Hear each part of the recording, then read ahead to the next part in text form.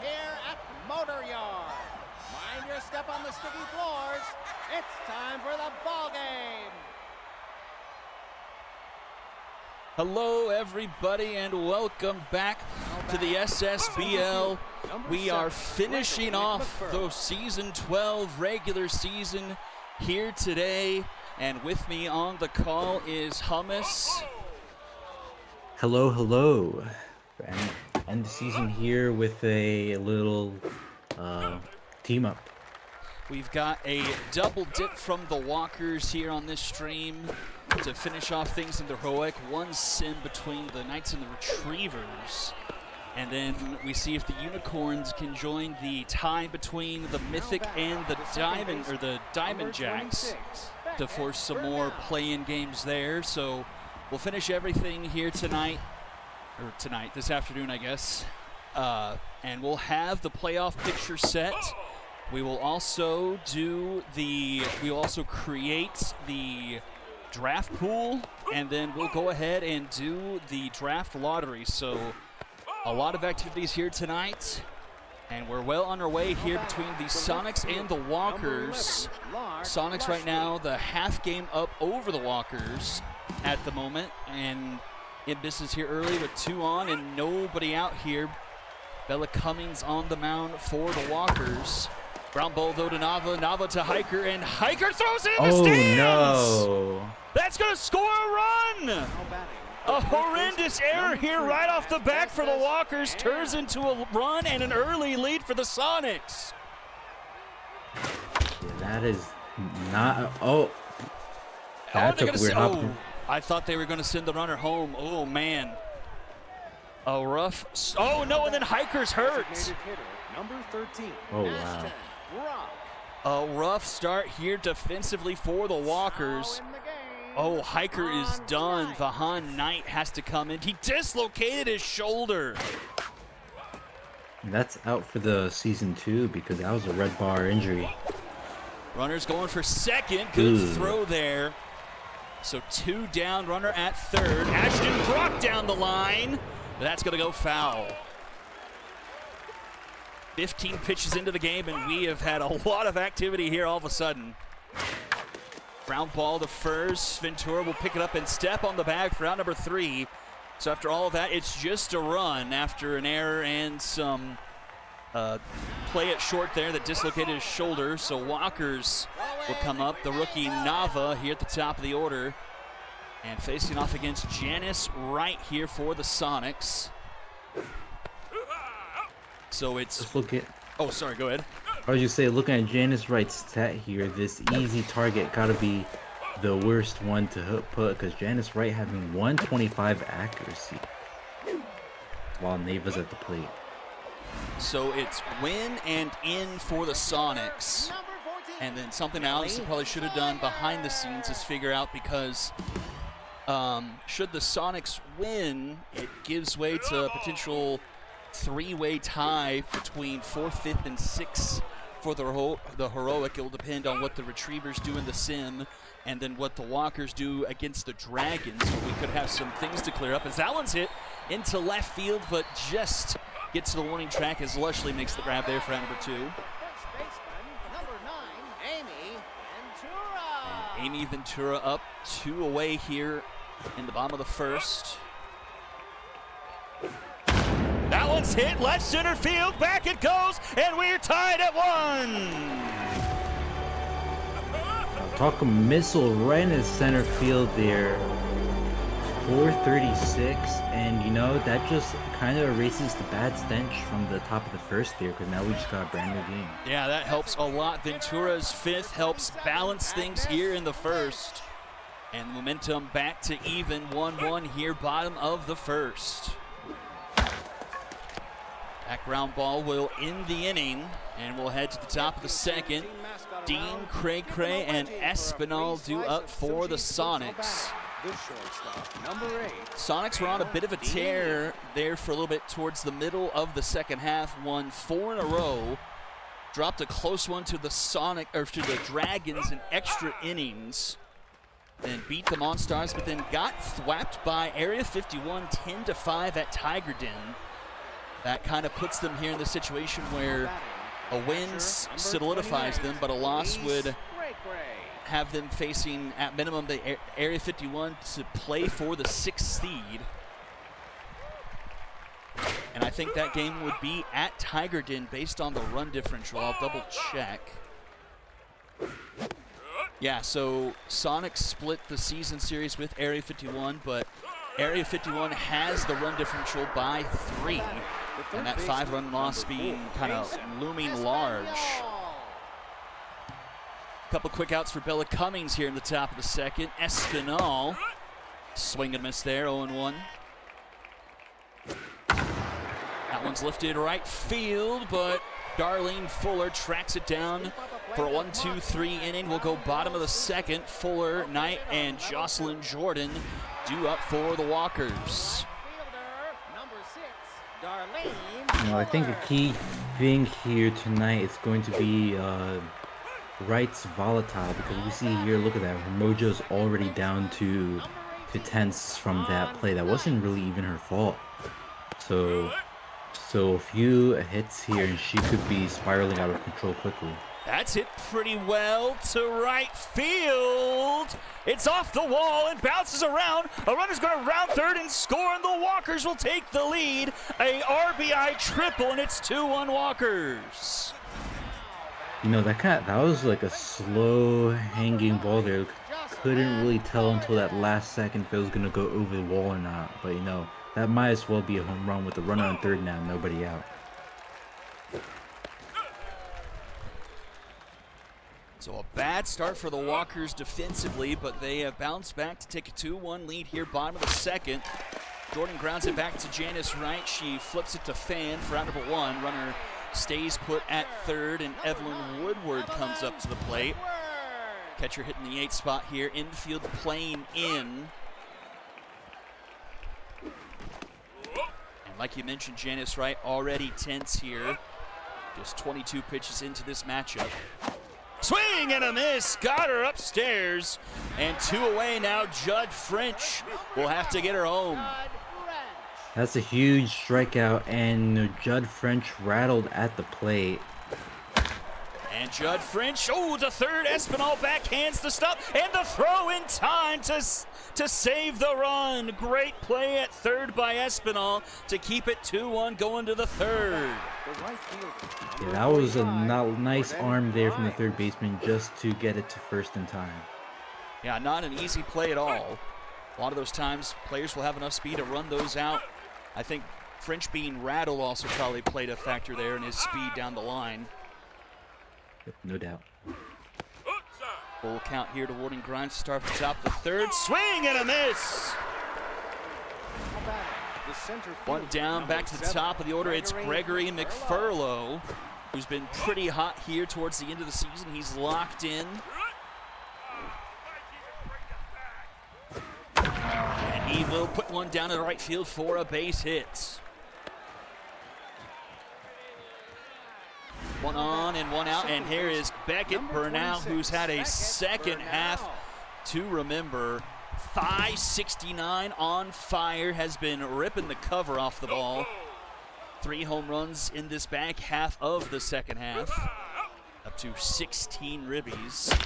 And he cracks one down the third baseline. That's going to go all the way to the wall. Runners on their horse. Will they score from first? Rounding third and headed for home, Beckett Burnell will tie this game with an RBI double. No, this is all the signs pointing towards a shootout here. Got already 2 runs for each team on the board, and we're not even out of the third. Cummings at least neutral for the moment. That's her 40th pitch of the game. It's popped up to third. Jocelyn Jordan takes care of that for out number 2. And here is Asbestos Fan. 1 for 1 here.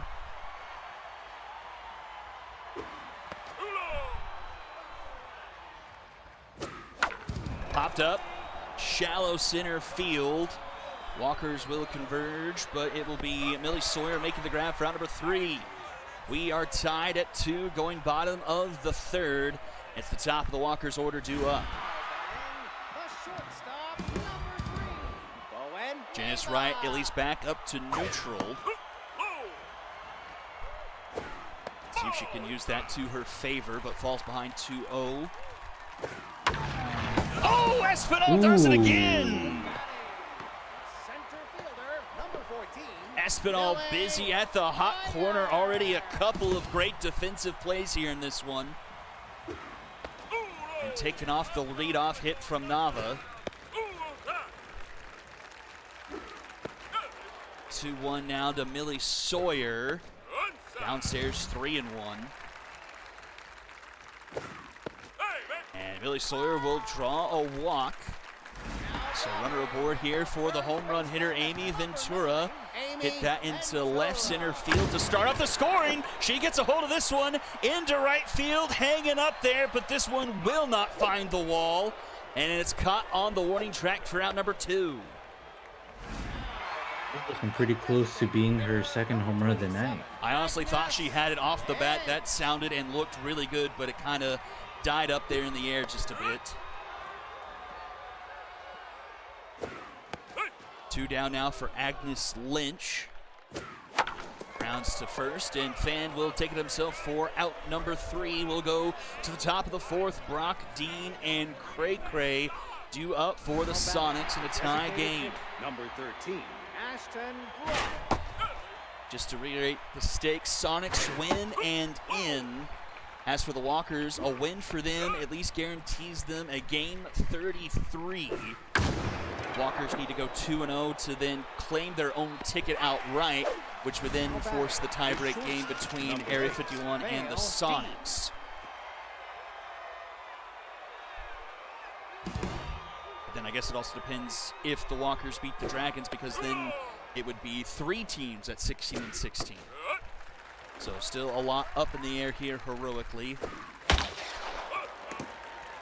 Hale Dean 1-2. And strike 3 called. He gets rung up looking.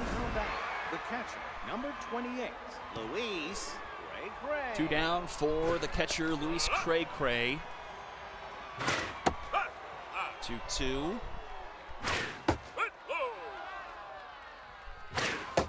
And he will walk on 4 pitches. So a 2-out base runner here for Espinal, the third baseman who's been busy with the glove. Let's see if he can turn something up on offense here. Hasn't really had a good half here, only hitting 176 and only has that single RBI as he strikes out. Ugly strikeout there in the dirt. And we'll go bottom of the 4th. Fuller, Knight, and Jocelyn Jordan for the Walkers.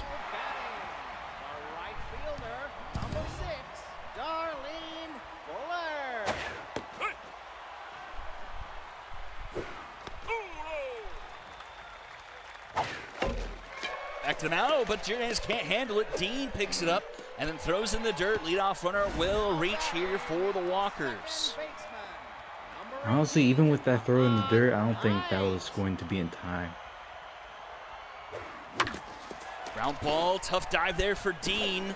Another throw for him. He gets this one. So 1 down, but a runner at second for Jocelyn Jordan. Sonic's infield defense really being a key factor here, just making all tons of stops to keep the Walkers offense in check. Swing miss, 2-2. Whiffer activates on Jocelyn Jordan.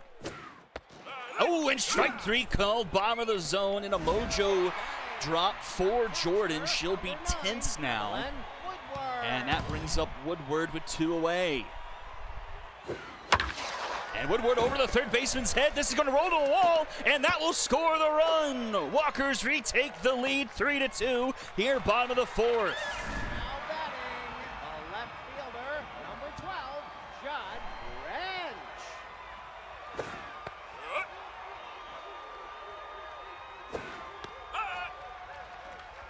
Judd French down to the 9 spot, and he'll ground this to short. That will end the inning, but the Walkers retake the lead. It's 3-2 as we go top of the 5th, 9-1-2. Due up for the Sonics, Warden Grimes, and he is also rattled.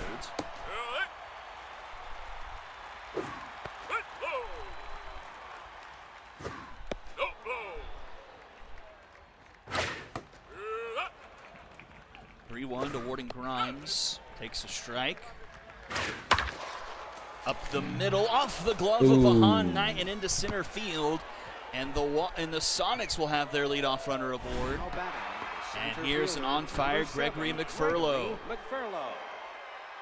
You see, just little plays like that just can potentially spiral here. We see McFurlow on fire, and I believe Bernal, who's one or two batters behind him, is also on fire. 1-2 to McFurlow. Up the middle, picked up by Nava, flipped to Knight for one. They won't get the double play. And speaking of, here is Beckett Bernal, who's also on fire. 1 for 1 today. And they will bring in Ghost McGregor to face off against Bernal. First pitch swinging, left field, it's gone! A 2-run shot for the rookie, and the Sonics retake the lead! And over the wall, what a missile, 393, just didn't even get a lot of elevation on that, just hit line drive over there. Gives the Sonic a nice lead. Yeah, that thing didn't get more than 30 feet off the ground, I don't think. That thing was an absolute missile. Back and forth we go in Motor Yard. Sonics back on top here, top of the 5th. And Bernal may have a good shot at Rookie of the Year with the second half he's had. The numbers in the first half weren't great after the first couple weeks, but this second half has been really good. I mean, I'm curious. I think Ruiz definitely has him in home runs. RBIs may be close now, but Bernal definitely has the advantage in batting average by, I think, like 100 points. Yeah, it seems like the entire season he's just been on fire, as that go all the way to the wall for a double. 2-out double. Sonics trying to get their biggest lead of the game here. Ashton Brock up, 0 for 2. Ashton Brock. Oh, that one gets away. Evelyn Woodward able to jump on it. No one advances.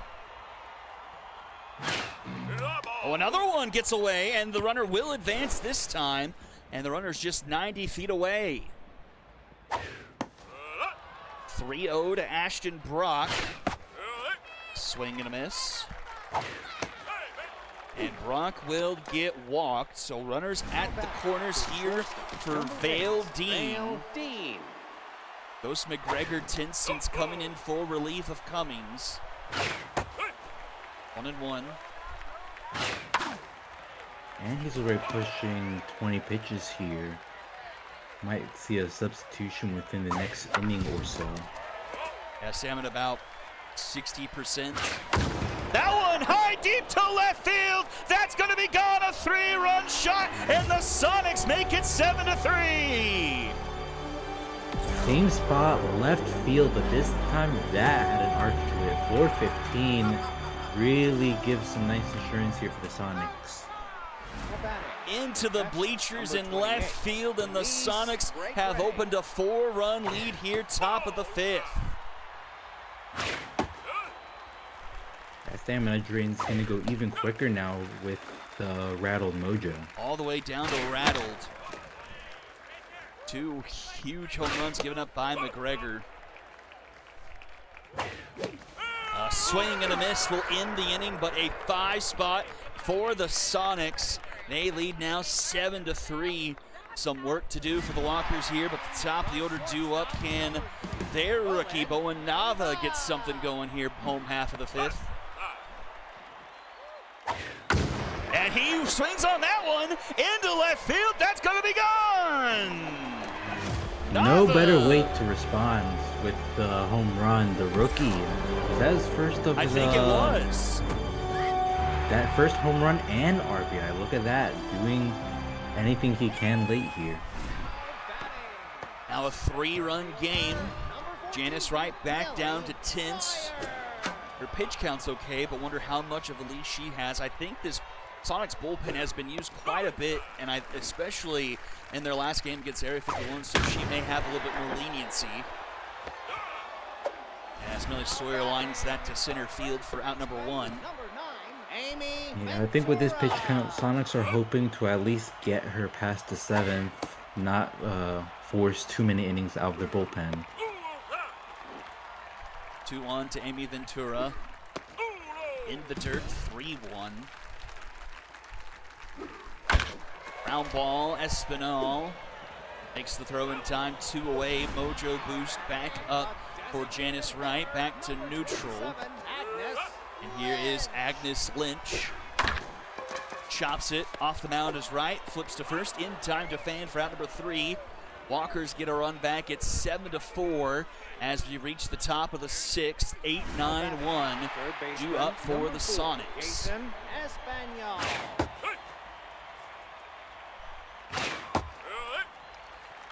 McGregor tends at about to get 30 pitches here.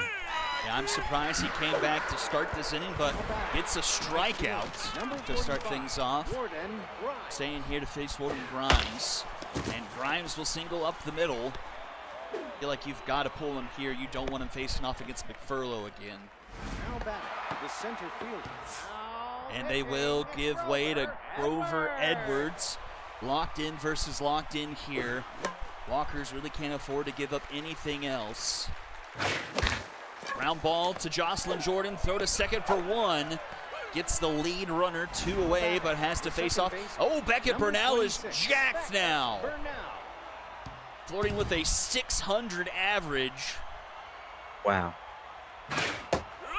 Takes a I think I first can strike. only count like a handful of times, even that, where you see that Mojo jacked. It's almost like a myth. Well, it's happened a lot here in the second half. It happened.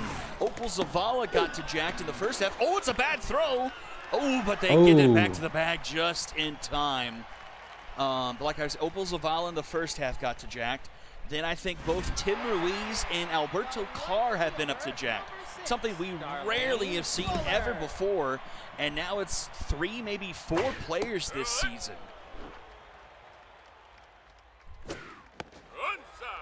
Yeah, and even if you reach that jacked status, it's pretty hard just to even maintain it. It feels like just 1 out, and then you're just right back to on fire. Yeah.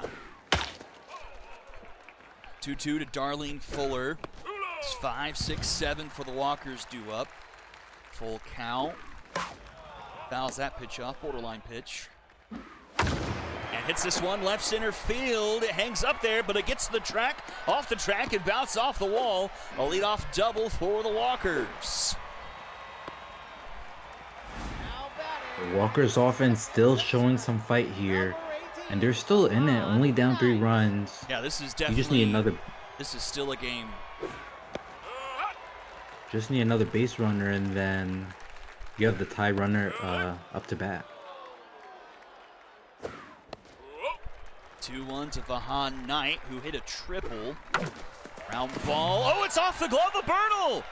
And they'll keep the runner at third, and the tying run will come to the plate. Third baseman, number 9, It's Jocelyn. Jocelyn Jordan, another 0 home run player who had a handful of home runs in the first half. They're pitching away from her, 2-0. Oh, we're close there, 3-0. Ground ball goes foul. Finds the zone, a full count. Whifford Walker activates. could load the bases.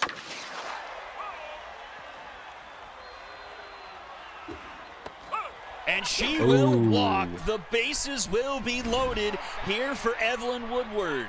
Now pitching. And Larry Cobb will come into the game. He comes intense. Stamina okay, about 70%. First pitch swinging, a fly ball center field. McFurlow is under it. Runner's going to tag and score from third and makes it 7-5. Now batting, the left 2-run game now. Not bad. Judd French rattled still at the bottom of the order. He represents the go-ahead run. Oh, he was bunting. Oh, but pulls it back. no. Oh, that's spicy. Especially with there not being a lot of speed on the base pass. He's really going for it. Oh, he really is, but it's an 0-2 count, or it's 1-2 count now. He's still going for it. Oh my, this could be really bad. There's no speed on second. Oh, but that's a really good bunt. It's not. Oh, then it's moved by the the first baseman. The bases are loaded. The shortstop, number 3. It's the Sonics' turn to make some errors. Bowen Nava comes up to the plate. Bases loaded. Only one out. 2-0 the count. That one's into left! Bowen Nava! It's gone! Oh my goodness. Grand slam, 433. Nava's second home run of the half. You know, he's only has 2, but they're the most crucial time here for the Walkers. Millie. Did he ever choose the right time to turn on the switch? Holy cow. Oh, what am I doing? It's still single digits. Shoot, with the runner on second, it might not be For long. The first baseman, number 9. We got another home run hitter here, Amy Ventura.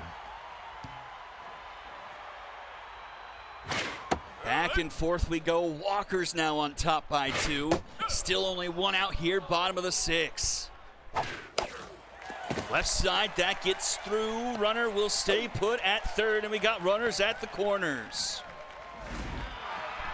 A designated hitter, number 27. Larry Cobb is rattled now.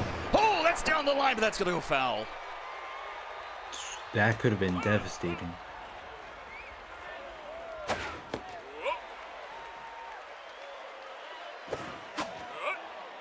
One-two to Agnes Lynch. If I remember correctly, Larry Cobb in the game against Area 51, I think he gave up a couple runs before he didn't even record an out last game. And that is, oh, that was almost a Bomber special.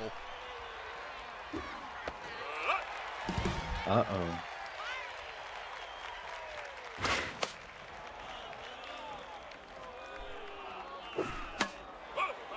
Lynch battling here against Cobb. Doing everything she can. All these hits into left territory. Oh, that was hit right center field. It's towering, it's back, and it's gone! Holy cow! Agnes Lynch with a bomb! Bring out that double digit, Whitney, because now it's 7-12. Another 3-run homer here. So we had a grand slam and a 3-run homer. And Cobb will get pulled after giving up 7 runs.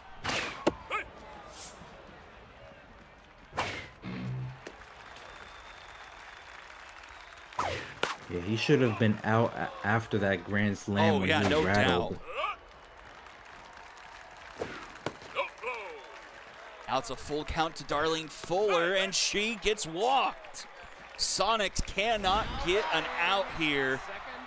Ooh, Vahan Knight triple and a single. Cycle watch for him, and we've still got a lot of time left. Feels like anything can happen in this game by itself.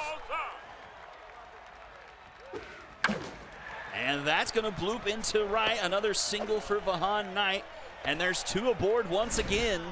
Jocelyn Jordan. We've at least hit through the lineup. I don't remember. I think Jocelyn Jordan may have started this inning.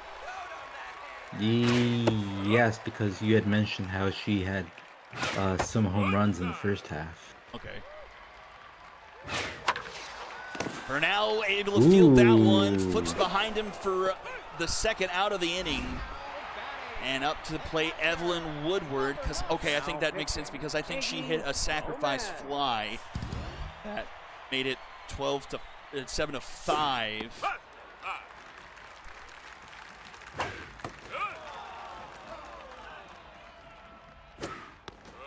2-1 to Evelyn Woodward. Runners at the corners, 2 down.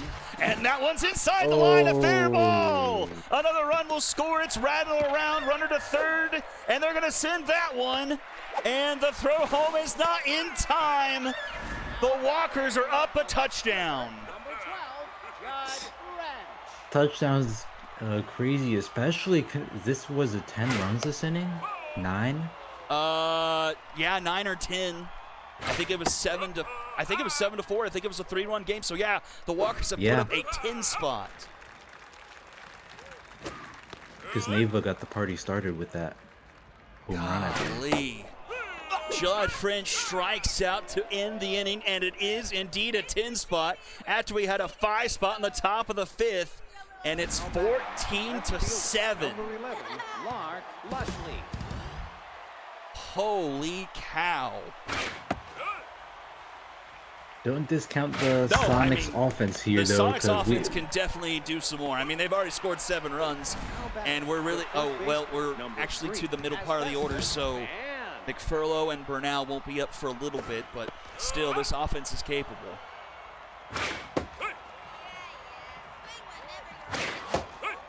1-2 to Asbestos Fan. Ground ball to second. Vahan Knight will in time to Amy Ventura, 2 away. Now bring up Ashton Brock. Another grounder. Oh, Vahan Knight can't catch up to that one. And it goes into center field. Keeps the top of the 7th going here for the Sonics.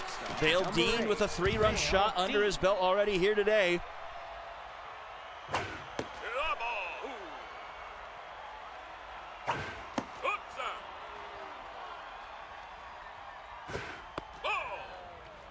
To Vale Dean.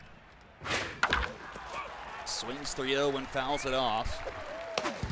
Oh, and pops it up first base side on the run, and Ventura with the over-the-shoulder grab to retire the side. And we will go bottom of the 7th, top of the order due up Bowen Nava. I think it's pretty easy to say having the best game of his young career right now. A grand slam for his 2nd home run of the 2nd half. And cranks another one left center field, but McFurlow with enough speed actually tracks that one down for out number 1. Number 14, Millie Sawyer.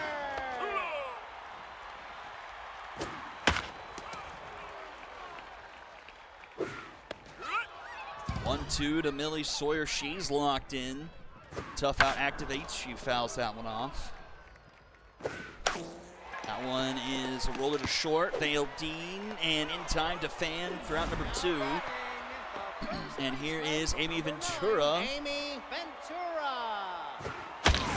Rocketed right to Bernal for out number 3. We will head to the top of the 8th. Time running a bit thin here for the Sonics. They got the bottom of the order due up. Luis Cray and the closer Dana Wynn will come into the game. See if she can get these final. So that one! I can't even finish my sentence. Holy cow! A nuke to left center, and it's 14 to 8. Off the brick wall, 2 in center field. That's 463. 3rd home run in the half here. You know, that just cuts down the lead ever so slightly. That's what the Sonics need right now. We have seen some nukes. I don't know if you saw it. It was Alvalos for the Express.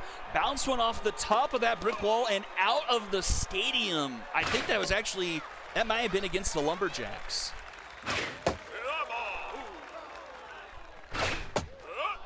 2-2 to Kaysen Espinal.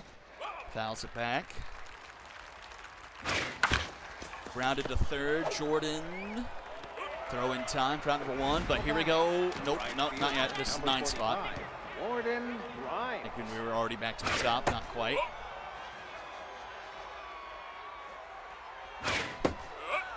Have to get a hit here to at least give that top of the order something to work with. But they will not. Grounded back to win. 2 away. Gregory McFurlow, 2 for 4 today. He's set the table. And the Sonics offense need him to do something similar here again. 2-0. Fouls that one off. 3-1. Full count here. Upstairs, McFurlow will walk. Puts a base runner aboard for Beckett Bernal. A home run, a double. On fire. Takes the first pitch strike.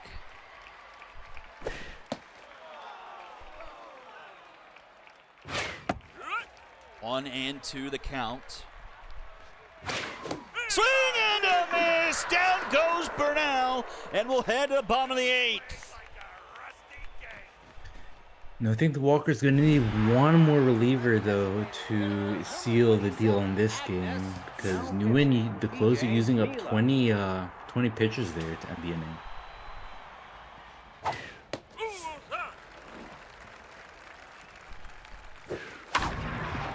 Up the middle, leadoff base hit to start off the bottom of the 8th for the Walkers. Is up Darlene Fuller. She's 3 for 3. I need to check the sheet. Is this the best offensive day the Walkers? Oh, this is the first time the Walkers' offense has been in double digits all year. Whoa.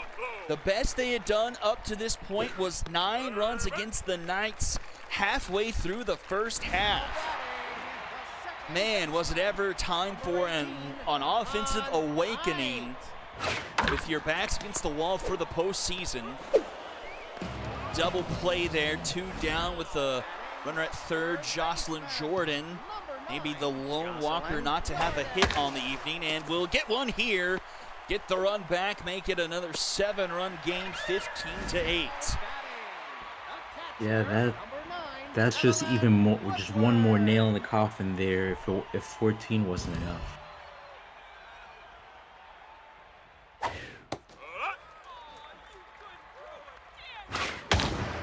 Yeah, something interesting to note here, though. Walker still have another game, and they win this one with their 15-run outburst, but they've used up a good amount of their bullpen. Yeah, here, and even with the win here, they are not in. At the very minimum, it gives them a play-in game. Granted, those play-in games will have to be played in exhibition mode, so we wouldn't have mojos or anything carry over. But important, like, this does not lock their fate in one way or another. I mean, it gives them an extra game to fight, but nothing guaranteed for them. And then also puts the Sonics in that area where they have to fight to get in for the final couple spots. First baseman, number 3, Asbestos Fan.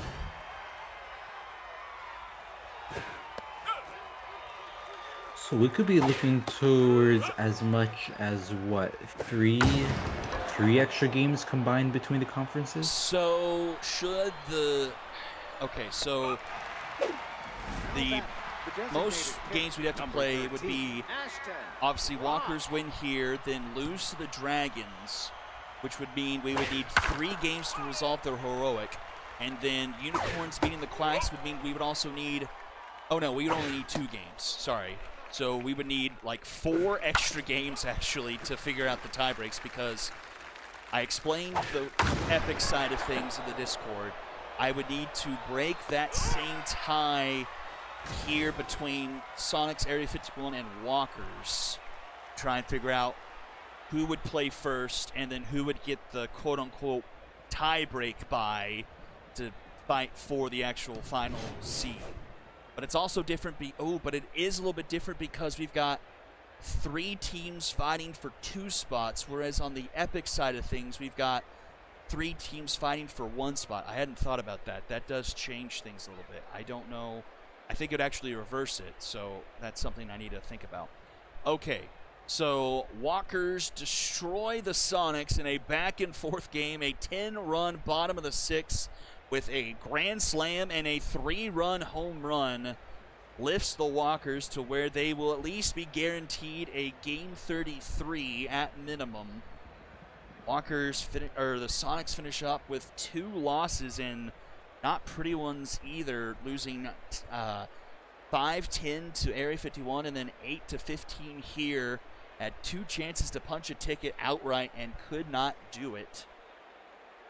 Man, it's crazy to think you could put up a 5-run inning and then still lose the game after giving up a 10-run inning.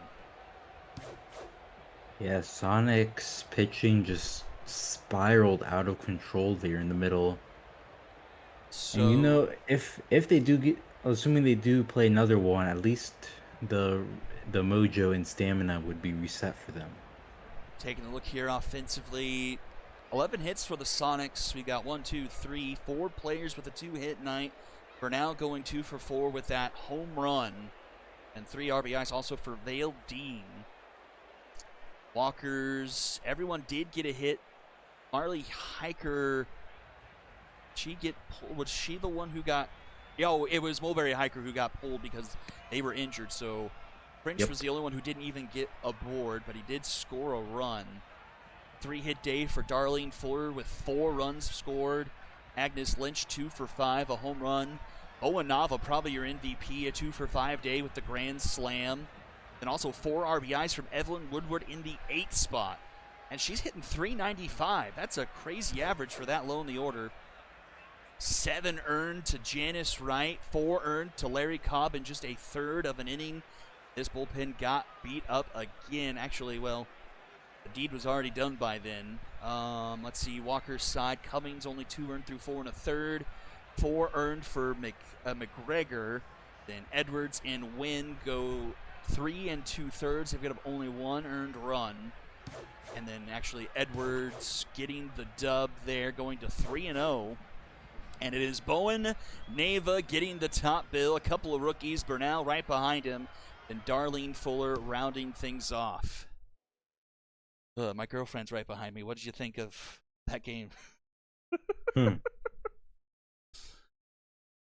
Okay, well, so we get a few minutes to rest here. We're going to sim this game real quick. We'll just throw in a Knights lineup. They're number 4, Beck. Good here. Can the Knights even improve their odds with this win? Or actually, I think they can with a loss here. They would jump to the worst 13 and 19 teams, so they would jump to like 4th worst odds. It also depends on what the Quacks ended up doing. But yeah, they could definitely improve their chances with a loss. But this game is important to Retrievers, so let's make sure we've got Dudley. He's at full health, so I think we're good to roll here. Their last game, Shep Heaps. Looks like the Knights could jump up as high as, if it's just based on run differential here, 3rd, depending on the Quacks game. Yeah, Quacks would have to win to keep them, or actually, no. Quacks are already ahead of them. So, but if the Quacks win, then the Quacks would actually move down quite a bit. Should they lose, and they join the Serpents and the Wrongfielders at 12 and 20. Okay, this looks proper for the Retrievers because they definitely want to win here because they could be in that. Well, I guess not anymore, and they have the head-to-head against the Dragons. So I guess they are now guaranteed the 3rd seed with that Sonics loss. So I guess this one became not an issue at all really since. Well, that's if the Retrievers win here. Oh, but that's a good point because the Dragons still have a game left. I was saying that as if the Dragons were finished, but they're not. So that's good. Golly, this is a super duper occasion. But Retrievers can't drop lower than 4. That sounds right. Yeah, can't drop lower than 4. All right, let's see what we have here. Tabs going. Ooh, uh-oh. Oh, wow. Ooh, dear. 9-1 Knights. That really kind of puts a wrench into things for the Knights. 14 and 18, so now that jumps them into 1, 2, 3, 4, 5, the 6 best odds. And then that potentially could drop the Retrievers to the 4 seed should the Dragons beat the Walkers here next. Like you mentioned, so this moves the Knights to 14 and 18 on the losers board, minus 37, so they kind of stay put right now. That actually kind of cemented them, actually. Okay, so our breather is over. Walker's Dragons now. And then I have this on direct authority from Washi that we are jumping in the order because Chewy Steele got hurt. We are moving to their ace. We are going with Havoc Zuniga. Now, Havoc Zuniga. If there's one pitcher that you could trust to jump the rotation and be fine, it's going to be Zuniga. I mean, 3-tier workhorse. Oh, and then Kawashi, we're going to need a lineup change because Mulberry Hiker is super hurt. I don't know if you want them in the lineup still. suggested, and Zuniga. Okay, I'll make sure Zuniga doesn't. I'll put Zuniga right back in there. Good there. That did this. Kawashi, anything you want specifically changed? Word on the bench. And Hiker, obviously.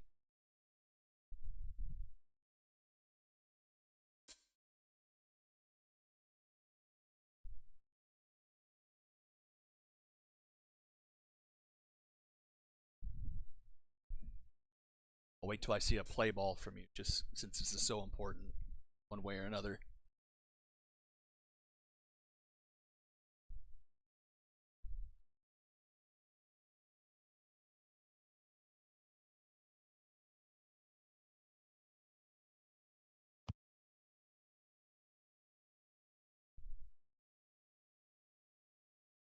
Okay, all green. Play ball here. Dragons will go suggested lineup. And for their final game, it is Richmond. And we play ball to Lafayette Corner for the final regular season game of the Heroic Conference. All right. Let's see what we got here. Switching tables, and now I'll be handling the play-by-play. You know, Walker, the one advantage Walkers have going to this game, three locked-in hitters from that 10-run inning. You know, they're hoping to just carry that momentum here. Does a win for the Walkers, that should guarantee them a playoff spot, right? Yes, a win would lock them in, and then game 33. Oh, and just like that, the Walkers game, the party started with the solo shot into left field. Was that Bowen? It was Nava again. He's finally figured it out. Must have finally stuck some of those nails into the bat, because he's going crazy these last two games.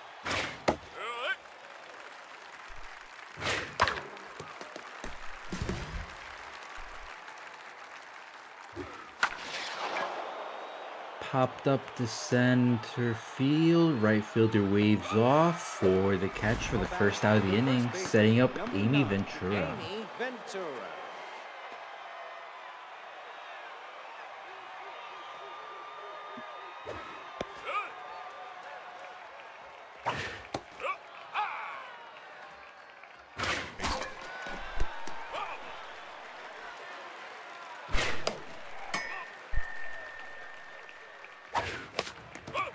Okay, taking a look at the first half, Bowen Nava hit .250 and only hit one home run. Right field, number 27, Agnes Lynch. So tripling that output.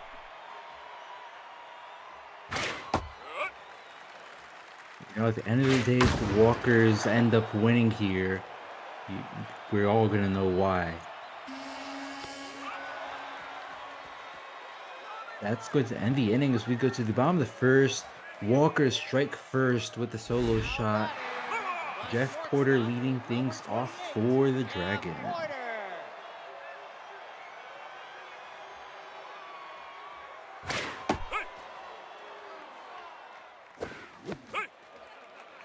Iga on the mound with that workhorse. If he can get locked in early here, that's going to be a huge factor for the Walkers, as he can easily touch the hundreds with that trait. Oh yeah, no doubt. Yeah, if there's anyone you needed to make a short start, having someone with workhorse is definitely the easiest way to have that done. And it's high, it's far, and it's gone. Solo shot makes it a brand new game. 1-1 in the bottom of the first. 4:08 for Terrific's third home run of the half.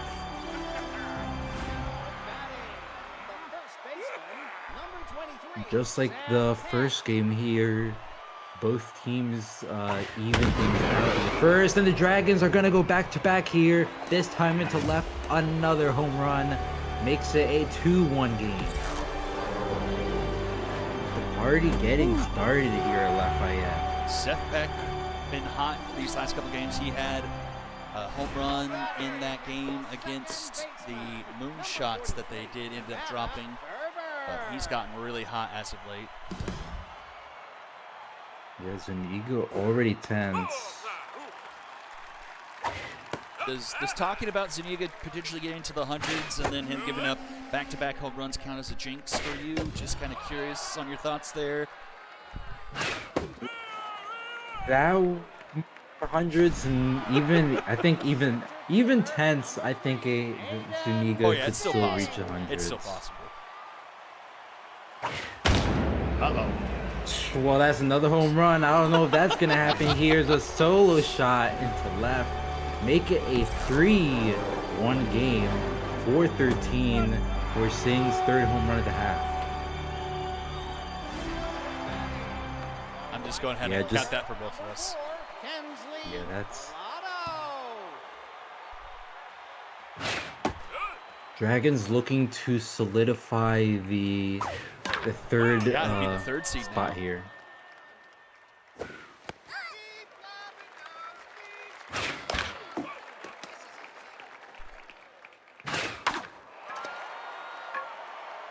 Hopping up to center field, and that will end the inning for the Dragons. 3 solo shots gives them an early lead here as we go back to the top of the second as the Walkers try to respond back.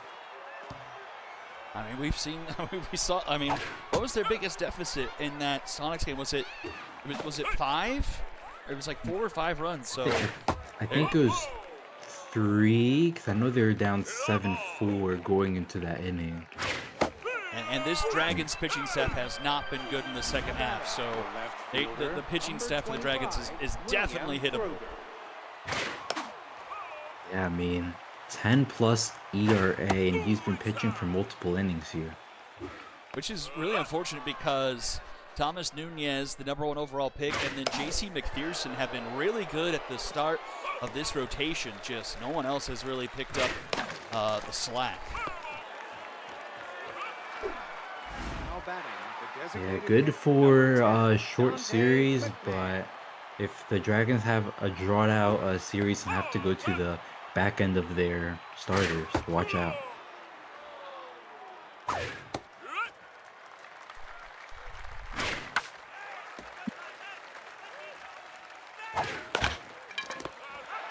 Grounder right to Ward, as that's going to end the inning. So 3 up, 3 down as we go to the bottom of the second. 7, 8, 9 kicking off for the Dragons. Designated hitter, number 3. Ball 3.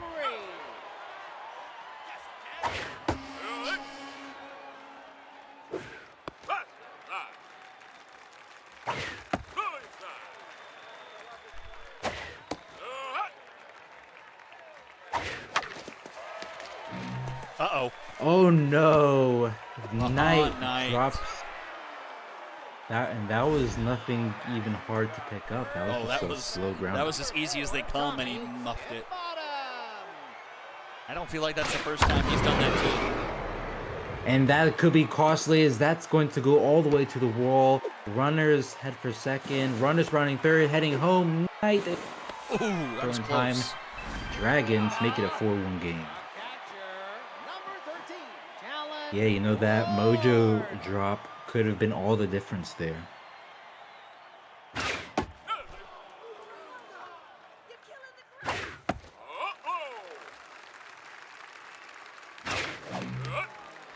Oh, and catcher drops it, but does Knight have a negative fielding trait?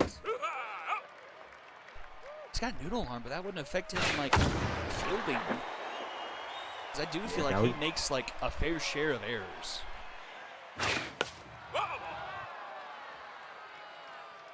He's got 66 fielding. It's not like he's terrible. Nope. Oh, that seems to be a bit of an errant throw from the center fielder, and Dragons get another run. Yeah, it's a bit up the line. This one's might not have been a bad throw. It's just that the bounce in the dirt. Yeah. Just kind of threw it off track a little.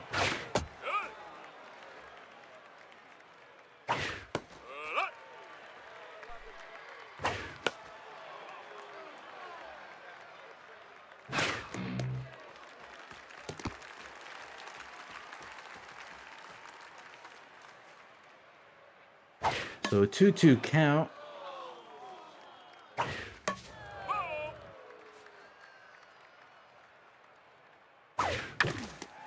And that's going to be another grounder up the middle. Runner at the corners here.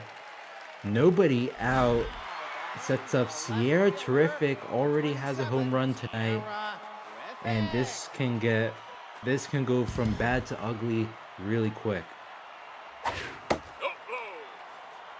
And things just still aren't going Zuniga's way. Very kind of a flip-flop for him from the first half. He was really, really good in the first half. Had a 1.46 ERA, and that is approaching 7 here in the second half.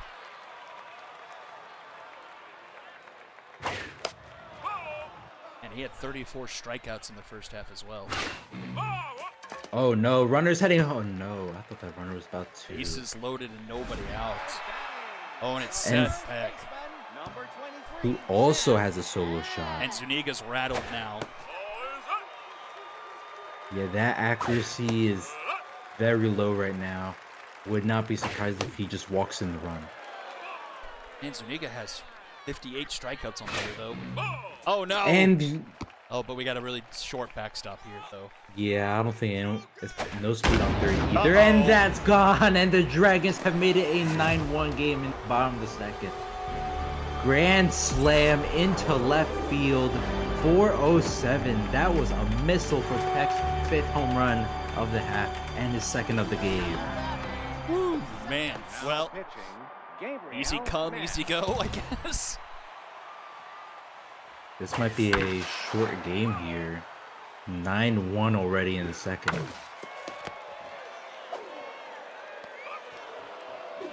And yeah, just didn't even notice that. Pandora just pointed out Zuniga's already gone. So just being brought down to rattled. Walker's pulling the plug early. Only went 1 1/3. And after the Walkers already used up a good amount of their bullpen last game. So they're down with a weak bullpen and only this long reliever. And that's gonna be another hit up the middle. Runner on first, 1 out.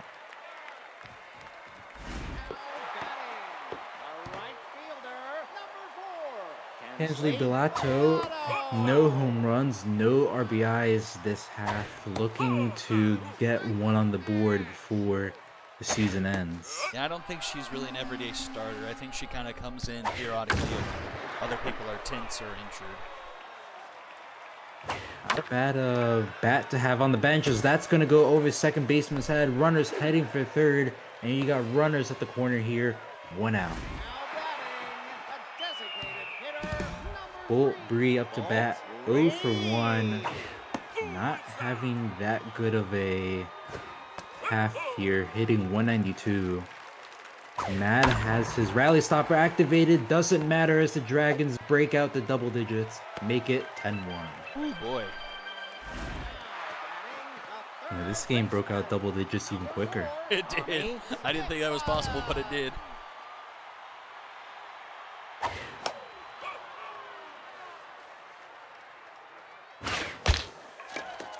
Grounder right to Ventura, but that's not going to be enough for her to turn the double play. Going to Talon Ward, already has an RBI double. And this will be going around the lineup here if he already has the RBI double. Oh yeah, that's a good point. So 2-2 count. Full count now. Runners in second and third, and that's going to be another walk. Bases loaded as we go to the top of the order for Jeff Porter. 1 for 2 tonight. This could be history. I don't know if we've had 2 grand slams in the same inning.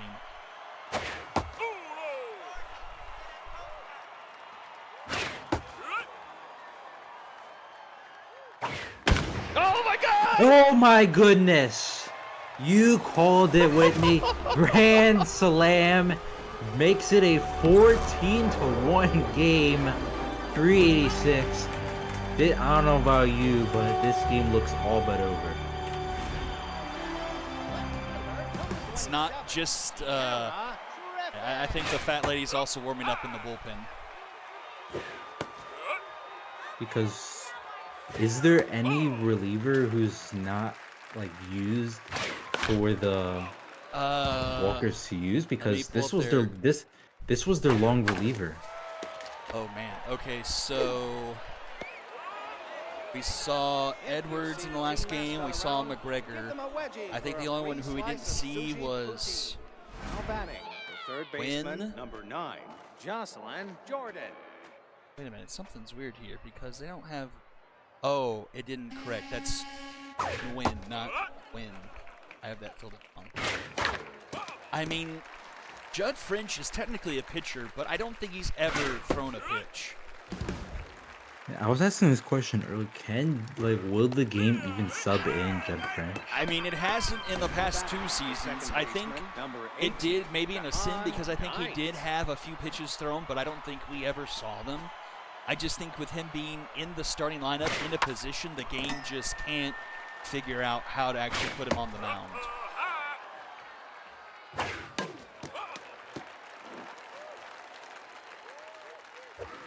I don't think Judd French is in the lineup though tonight, unless.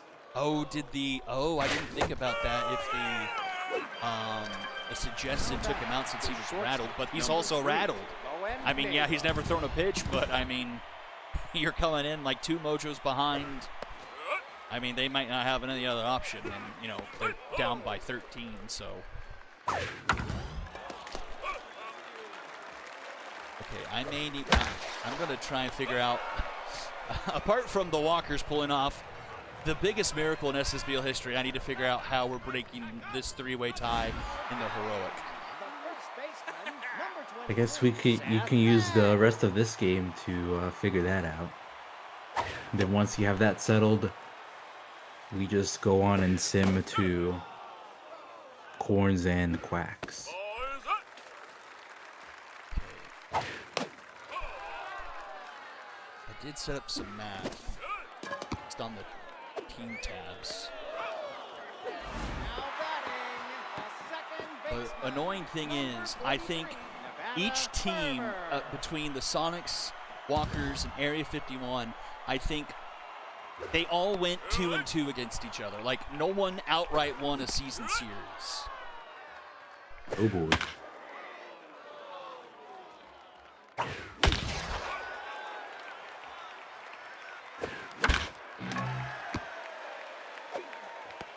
Comebacker right off the pitcher's glove for the second out of the inning sends in Aiden Singh. Has the solo shot and single tonight.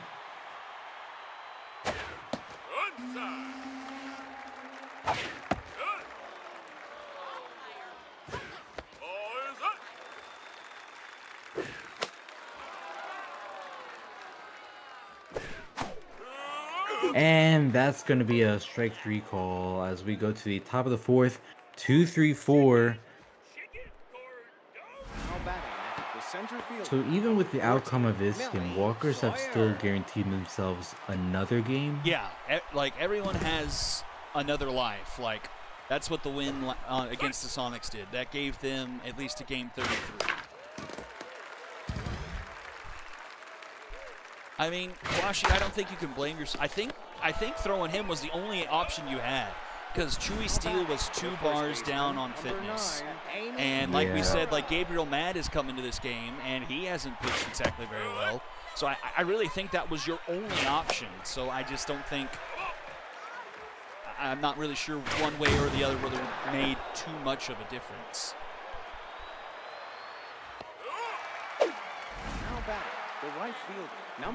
Yeah, this was just the perfect storm of bad luck.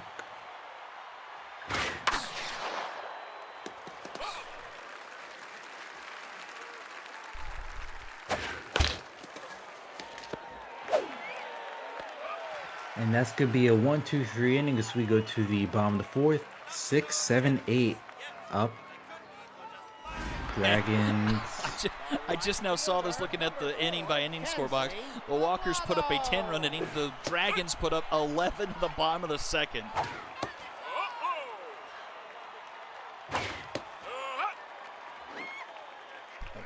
Just a lot of fireworks on our final day of the season here. Knight makes a play, as that'll be the first out of the inning.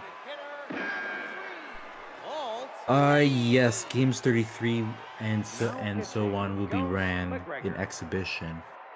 And then I know we do something specific for the playoffs. I believe we have 2 like separate brackets running. Yeah, so we'll have the first elimination mode for the wild card, and then the winners of the wild cards get moved into the secondary elimination that will have the teams with the first round bye, and then that elimination mode rides all the way to the Super Series.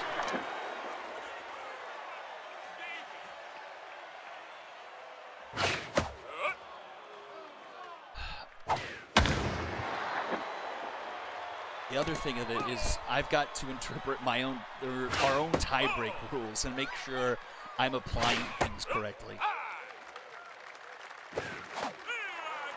Okay, Swing and a miss to end the innings. We go to the top of the 5th. You were saying? So taking a look at things, everyone is 2-2 against one another. And then looking at the tiebreak section, the first paragraph, tie team that has the highest winning percentage against all of the other tied teams would win the tiebreak. So everyone is tied in every way there. If the teams are still tied, the run differential against all of the other the tied teams. So going to that actually goes to the Walkers. They are a positive run differential against both the Sonics and Area 51. And then going to the next, so that resolves that tie. So then we need to break a tie between 2 teams, between Area 51 and the Sonics, which would go to Area 51 because they are +3 run differential-wise against the Sonics. So it's kind of inverse how we are doing it, how we would potentially do it in the Epic, where we would play one game, winner then advances to play another game to go in because we only have 1 seed left over for the playoffs. Here in the Heroic, we have 2 seeds left in the playoffs, so we would play, the first game we would play would be to punch a ticket. The loser of the first game would still get a chance in the second game to punch the second remaining ticket. So with all of that said, should, this game still say the same pretty much, the first tie-break game for a playoff seed would be Walkers versus Area 51 at Motor Yard. The loser of that game would then play the Sonics, and then whoever wins that game would get the last seed. Basically, the first game will decide the 5th seed. The loser of that game will take on the remaining team for the 6th seed. Correct. And on the strikeout here, looks like Jeff Porter injures himself here. That injury prone activating, that's a meniscus tear. Luckily that won't matter. that is the one caveat of, like, I like that I don't have to manually track injuries anymore, but I did feel like tracking injuries at least gave them a little bit more weight than a lot of them seem to carry within the game, but I guess it also balances out because we don't have people to call up, so injuries can't really be devastating like they were back how we used to do it. That is an excellent question, Kawashi. I was thinking about that exact thing. Let me see if I wrote anything specifically about pitchers. I mean, if we're considering it game 33 and everything's reset, then the idea is that you're sending in, I guess, the best pitcher for. Well, I believe my wording was when we had to do this last year for the Epic, is that we just acted as if it was the very next game with, your next pitcher going up. But since he's thrown Zuniga here, does that create a wrinkle where we have to consider? I mean, I don't have anything specifically stated in the rules about that. Let me read through this.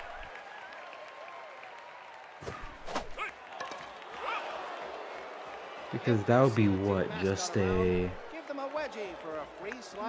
It would be what? You can't bring in the last pitcher that you used? Well, under what it was, like, theoretically, like, at the end of the season, you would have pitched your number 4 pitcher, and so naturally the next game would have been back to your ace, but now we're kind of in a situation where he played the pitcher on short rest because of the injury, and so that's kind of the wrinkle we have to kind of, like, figure out how to iron. Stacks, if you don't have an epic meltdown, yes. Dragons clinched a playoff spot a couple weeks ago, and with this win here, actually they will be the number 3 seed.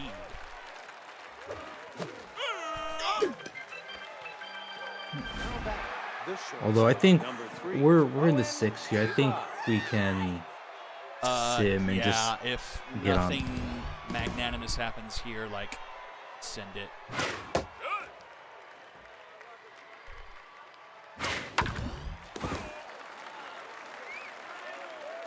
Yeah, Dragons clinch the 3rd spot here effectively. Assuming the greatest meltdown in simulation history doesn't happen. Knock on wood. Oh. Well, I think that ironed out any fears there. Okay. Oh, right. I'm controlling this. Okay. Yep. Time of death, 424. I guess no one really died, but Dragons. Okay. The Walker's Mojo might have. Oh my. 5 to, what was it, 18? 18 to 5. 29. Win to 5. Dragons still managed to finish -3. Run differential. You know, even with that, kind of devastating loss there, at least the Walkers can say they took game 1 with that run differential, because that gives them at least 2 chances to still punch their ticket into the postseason. Yeah, the run differential ended up being a big difference there. So that means Dragons are officially the 3 seed. Retrievers go to 4 with losing to the Knights. And then we have that mess we talked about. And now we figure out what kind of mess we have to clean up on the epic side of things. Between the Unicorns and the Quacks, Unicorns have to win to be in that tiebreak. Have Butter here. So I think we can go to their default roster.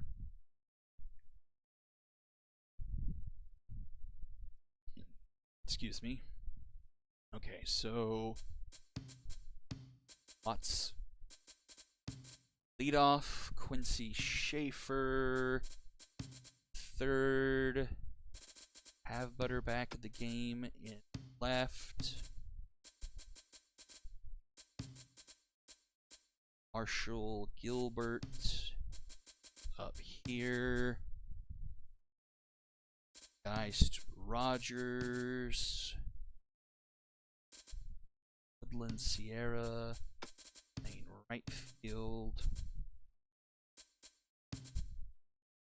Jasper Pugh. This needs to be Samara Garrett, Martha Conrad, Nimbus Woolmate. We are locked and loaded there. Suggested lineup here, and then Teal Pacheco has so this was kind of the inverse. So he's been injured. We had to have been delaying his start, so he can get the go here because we've had to pitch some of their pitchers ahead of schedule because of his injury. So he can get his 4th start here of the second half. We are ready to play ball at Big Sky for the true final normal regular season game but we do have those tie breaks to take care of. Okay. Something I just want to note here that's a little interesting, just looking at the standings. The Quacks could still go on to win this game, have a positive run differential, and still have better odds than the Knights, who have a minus 37. That is kind of crazy that they are 7 games below 500, but they have a positive 7 run differential. They have these games where they can blow out teams. They beat the High Rollers 16-4, but their losses are like by 1 or 2 runs. Like looking at the second half alone, lost 2-4 to the Mythic, lost 3-4 to the Astros, 3-0 to the Cyclones, 5-2 to the Diamond Jacks, 1-3 to the Bombers, 6-5 to the Unicorns, 10-8 to the Mythic, 3-5 to the Skulls of Rock. They are typically in games. They just don't have that extra bit of pop to like close the deal. But when they do win games, they typically can avalanche some people. You know, if anything, that just points a signs for lookout next season then, because if they have a high draft pick, they can just get themselves whatever that. Well, the thing is, Area 51 owns the Quacks draft. Ooh. So yeah, Area 51 is making out there, getting like what could be third best odds potentially. Shelly have butter.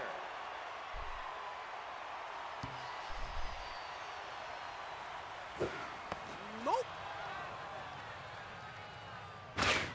Es un strike.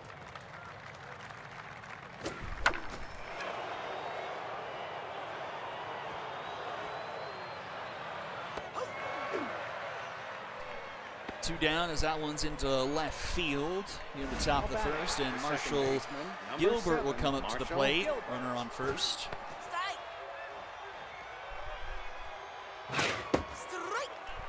Guess the last game Teal Pacheco would have pitched was against the Bombers. I don't remember exactly when he got hurt. And that's out number 3, runner caught stealing. We'll head to the bottom of the first. Devin Larson, Amir Shepard, and Gordon Newman do up. So, the Mythic have an extra game no matter what. But I think they are honestly rooting for the Quacks to win here, because that way the Unicorns are out of the equation. And honestly, the Unicorns would have the better chance because the Unicorns would only have to play 1 game to get in, whereas the Mythic would have to play the Diamond Jacks, win that game, then come into the next game and then beat the Unicorns to then get into the playoffs. So it simplifies things a lot for the Unicorns to not be in the chaos. Strikeout there, 2 away. And here is Gordon Newman. He's locked in.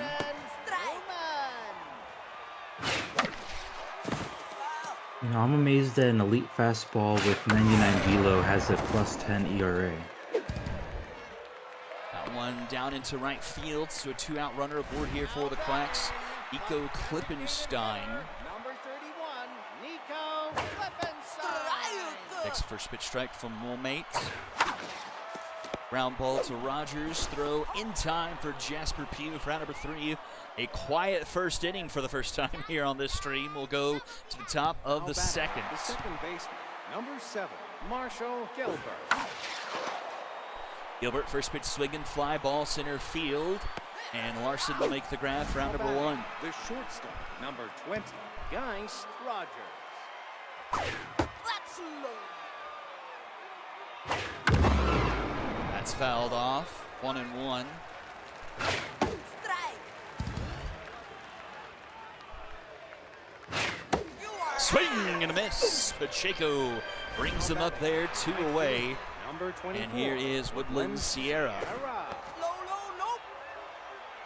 Strike. Swing and a miss. Goes foul. Hi, hi. 2-2 to Sierra. High fly ball to left field, short porch, and it is off the wall, and then bounces away a bit from Doyle Connor, but it's a 2-out double for the Corns here, top 2 for Jasper Pugh now. Jasper Pugh. Unicorns kind of controlled their own destiny, was one of the odd teams out schedule-wise where they were kind of behind the 8-ball as that is popped up into center field and will be caught by Newman for out number 3. We'll go bottom of the second. Leonard, Connor, and Castro due up.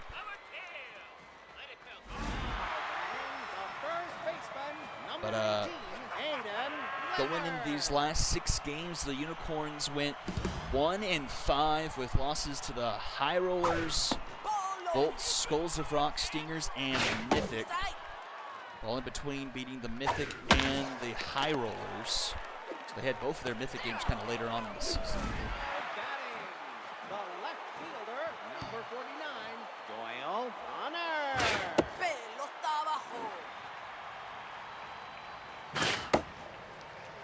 abajo. 2-0 to Doyle Connor. Strike. In there for a strike. Grounded to first, Jasper Pugh able to pick it and take himself for out number 2, and that brings up Catherine Castro with 2 outs. Strike. Strike. Ball's behind 0-2. And a swing and a miss, and down she goes for out number 3. We go to the top of the third, 8-9-1, due up for the Corns. Number 29, Samara Barrett. Adentro. Hey. Was Pacheco a draft pick in this most recent draft, or was he the season before? He was the season before. He was 11. Popped up third base side, and that'll be caught by Newman for out number 1. Now back, the catcher, number 51. I think he was the long reliever for the Quacks all of season 11, and was a long reliever for them the first half of 12, and then Center fielder, number 34. I'm just Maniac, there it is, made the move to actually have him be a starter, and obviously it's paid off well, a sub-1 ERA. It's caught by Leonard, 3 up, 3 down. We'll head to the bottom of the third. Chris Keith, BB mic drop, and Devin Larson due up for the Quacks. Number 3, Chris Keith. As Nibis Woolmate has made her way to locked in here. Strike. That's outside.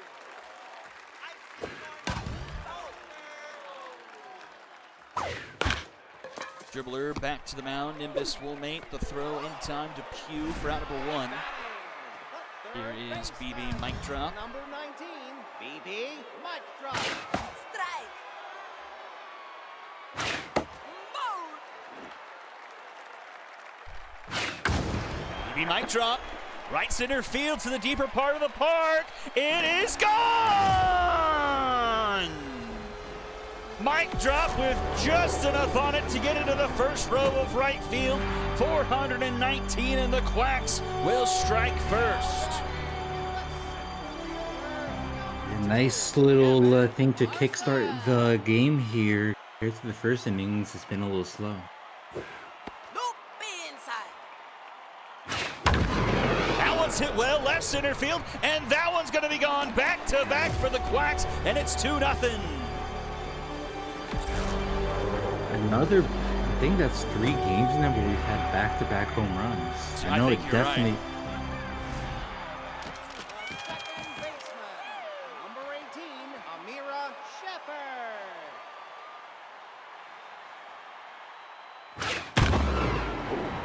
Off the bat, that sounded really good, but lined out to Watts for out number 2. And here is Gordon Newman. 47, Gordon Newman. Strike. Strike.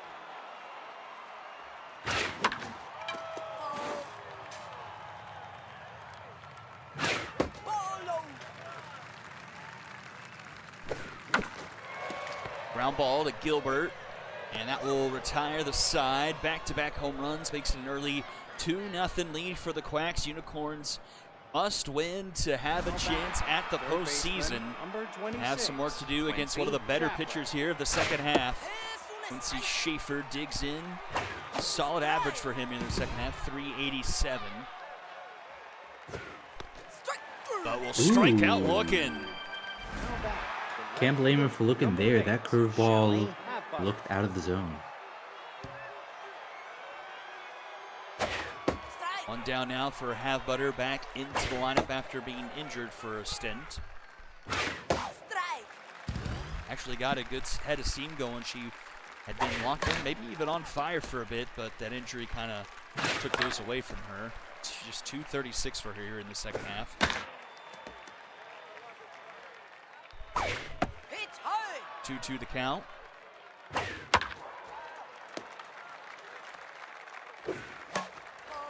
yeah. You got a piece of it? That's low.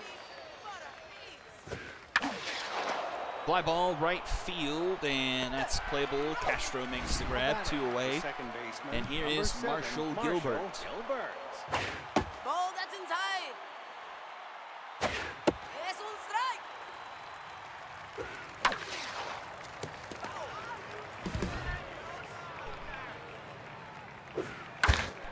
Back to the mound. Pacheco fields it and gets it over to Leonard in time for out number 3.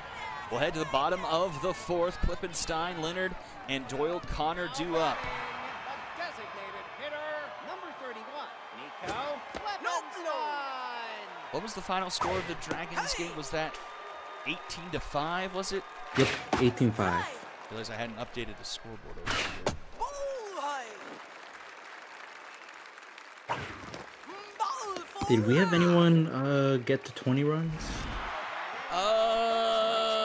Number 18, I know. The I know. Moonshots. I feel like they were the one closest. They might have only had 19. They had 18 against the Dragons, 17 against the Knights. ball Those are the 2 highest ones I can think of offhand. strike.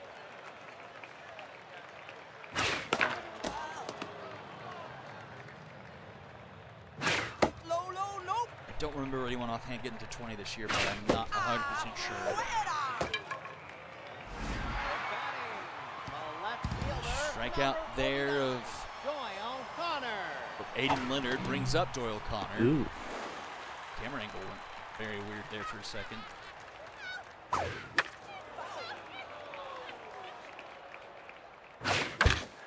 Ground ball, Schaefer to Gilbert for 1, and that's all they'll get. Now batting, the right fielder, number 37, Back to the plate, it's Catherine Castro. Strike. Castro up the middle for a base knock. Runner going around second and head to third, and at the corners for the Quacks. Here is Chris Keith. Yes, he Distracted on the runner at first. That's down. That one gets behind the catcher, and the runner will score Ooh. on the passed ball, and it's a 3-0 lead now for the Quacks. Take your advance. Yes, you right now, Shag, are rooting for the Quacks because it makes it where the Mythic would only have to win 1 game to make it to the playoffs. If the Unicorns come back and win, then the Mythic have to win 2 games to get into the playoffs. So 3-0 as we go. Top 5, Rogers, Sierra, and Pugh due up for the Corns. Number 20, Guys Rogers. Rogers through the left side. Base hit to lead off the top of the 5th. Now batting, the right fielder, number 24, Woodland Sierra. Tio Pacheco locked in. Loop inside. 55 pitches here. Strike. Swing and a miss. Runner headed for second, and runner's headed back to the dugout. Ooh, I thought that hit the chalk. It's a foul ball. Swing and a miss. Pacheco rings them up 2 away, and here is Number Jasper 23, Pugh. Jasper Pugh. Ball low. I always feel like those steals are always just pretty much like 50-50s, even if you have a decent amount of speed, and looks like we got ourselves a 3-1 game in the center field. Solo shot straight away center field would have been nice for the Corns if they had that base runner, but they will take a run however they can find it. As Jasper Pugh's 3rd home run makes it 3-1. Number 29. Here in the top of the 5th, taking Pacheco back down to neutral. And then that's chopped back up the middle. 2-out base runner here for the Corns. Now batting, the catcher, number 51, Martha Conrad.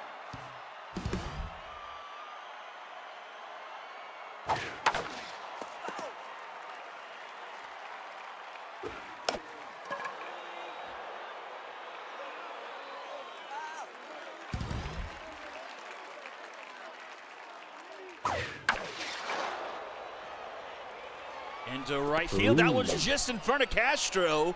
Runner will move all the way to third, and the Corns with runners at the corners. Top of the order, Melanie Watts. And while there is virtually no speed on first, that is the tying run, bouncing off the wall. And, you know, look at that speed, you only can make it to second. That took a weird hop. It thought that was going to hit hard. It kind of died off the netting. Ooh, Pacheco is done. And then it bounced off the top of the padding.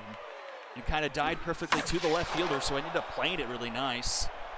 A fly ball into right field will end the inning, but the Corns cut the deficit to 1, 3-2, going bottom of the 5th, but the top of the order due up for the Quacks.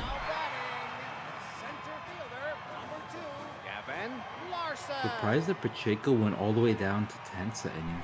He started off locked in, but I don't know if maybe because of the health, they just kind of brought his stamina down quicker. Ball inside. Strike. That goes foul. You're out. And a strikeout to start things off here, bottom of the 5th. He's up Amira Shepard. Number 18, Amira Shepard. That was a 103 fastball even after 65 pitches. Batting, the shortstop, number 47, Gordon Newman.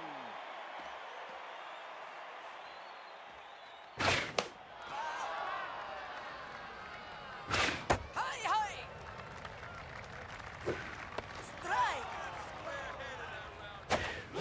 Swing and a miss. A 3-up, 3-down inning. We'll head to the top of the 6th, 3-2. And it's Halfbutter, Gilbert, and Geist Rogers. The left fielder, number 8, Shelly Halfbutter. Wesley Vo out on the bump in relief for Teal Pacheco. That's fouled back 0-2 to Halfbutter. That's down. Foul. Ow. Swing and a miss, and down she goes for out number 1. The second baseman, number 7, Marshall Gilbert. Nope. Marshall Gilbert, left center field. That will get down. Connor playing the angle nicely, keeps it to just a single. So it'll be 1 on, 1 out for the Unicorns. Geist Rogers to the plate. Geist Rogers. Strike. Es un strike. Back to the mound. Vo turns to second for 1. Newman the throw to first. In time, a Dragon special. 1-6-3, and we go bottom of the 6th. Klippenstein, Leonard, and Connor due up for the Quacks, holding on to a 3-2 lead. Go Klippenstein.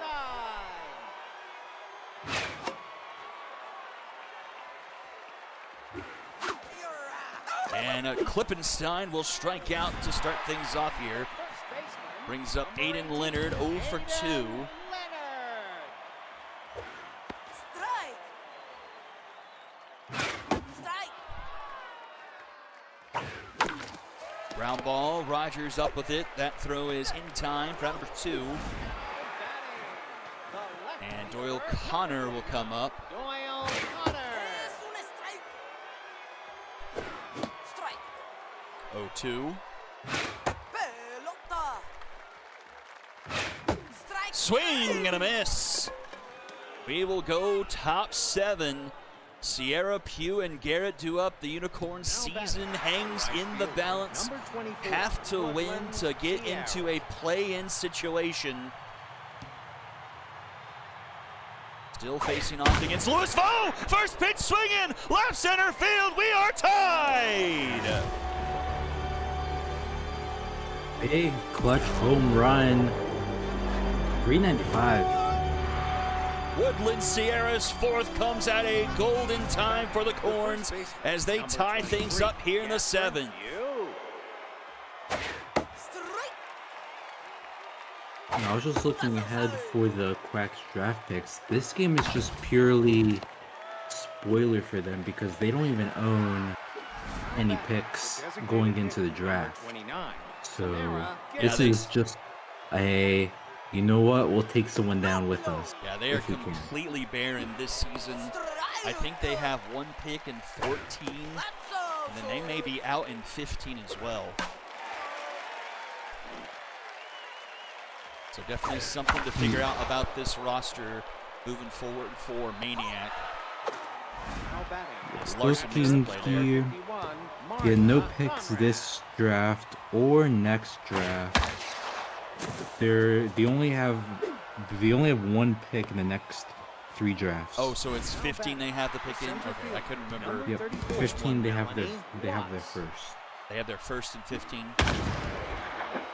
Down the Yep. line. Oh, it's a Ooh, fair ball. oh. Oh, and runners are going to advance. It bounces away from Connor.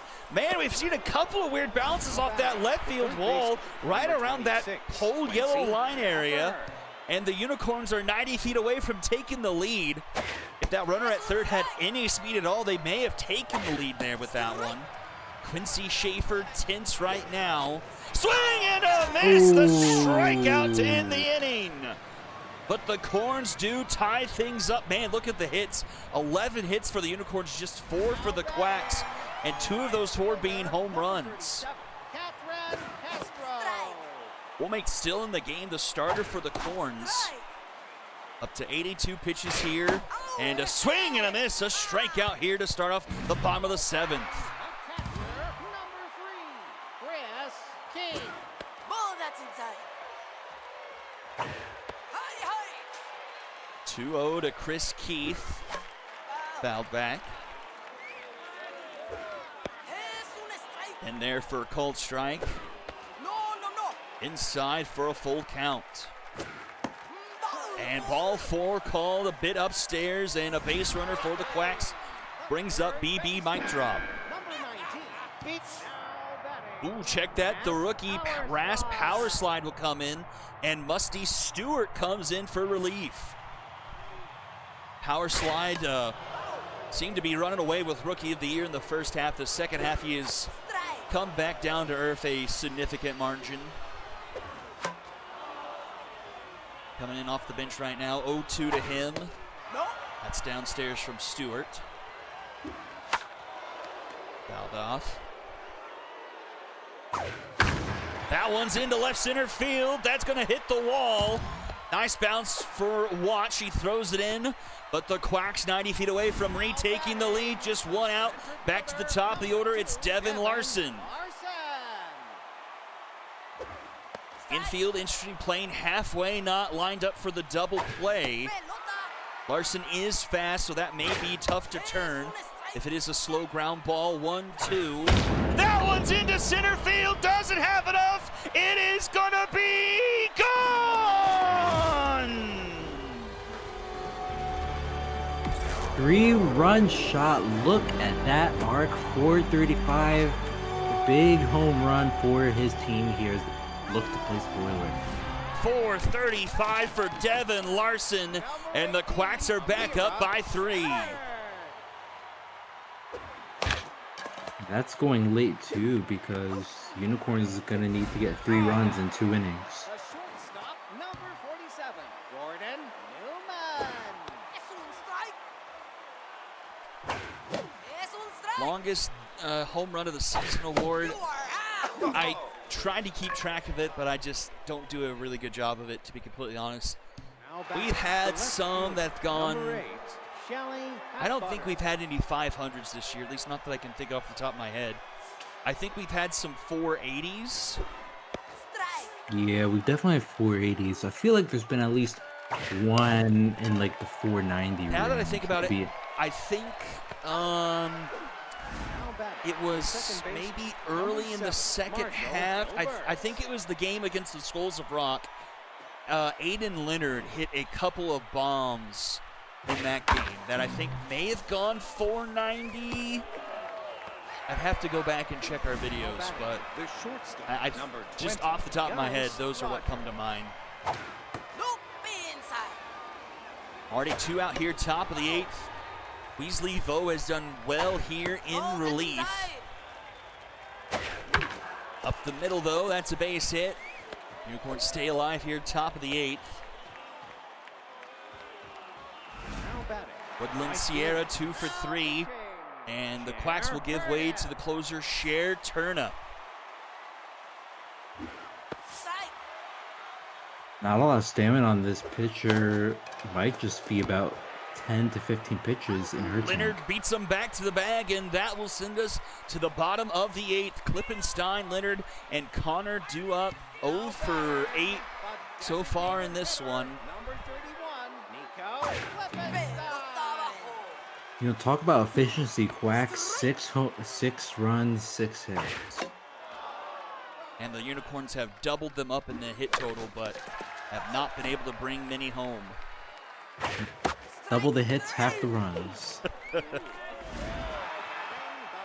baseman, number 18, Strikeout there, and 1 down for Aiden Leonard. First pitch swinging and fouls it off. Grounded to Schaefer. That's in time for out number 2. And that brings up Doyle Connor. Number 49, Doyle Connor. Oh, hi. Into center field, a tough Ooh. slide. And Melanie Watts can't come up with it. And the Quacks have a 2-out base runner. Now batting, the right fielder, number 37, Catherine Castro. Strike. 0-2 to Castro. Popped up left field. Playable and caught by Halfbutter. We'll go to the top of the 9th. What could be the final 3 outs of the Unicorn season. They have the bottom of the order due up here against Cher First Turnip. baseman, number Jasper 23, Pugh locked in Jasper a home Pugh. run his last time up. He tied the game up at 3. And he hits one into left. That's going to hit off the wall.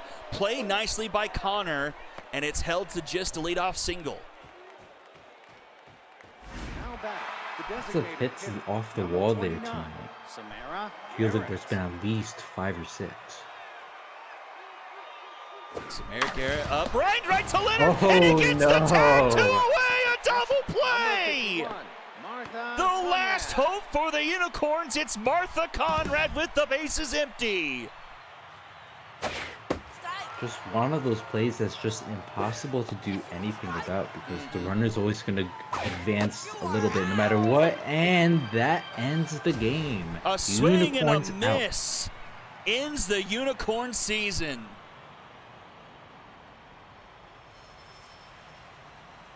Ends the year on a 5-game losing streak and will miss the playoffs.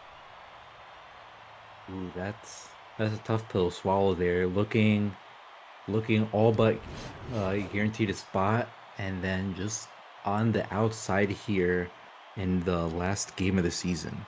Okay, so looking at things loser board wise, to break a tie between the Quacks and the Astros, they split the season series, but the Astros have the run differential head-to-head against the Quacks because they... Oh, no, wait, I'm looking at this backward. I'm sorry. The Quacks beat the Astros 10-4 in the first half, but then lost to them 3-4. So actually the Astros stay... So the Astros will get better odds than the Quacks. So they go here. So Astros move up to third best odds. Then going between the Monstars and the Quacks, the Monstars have the worst run differential.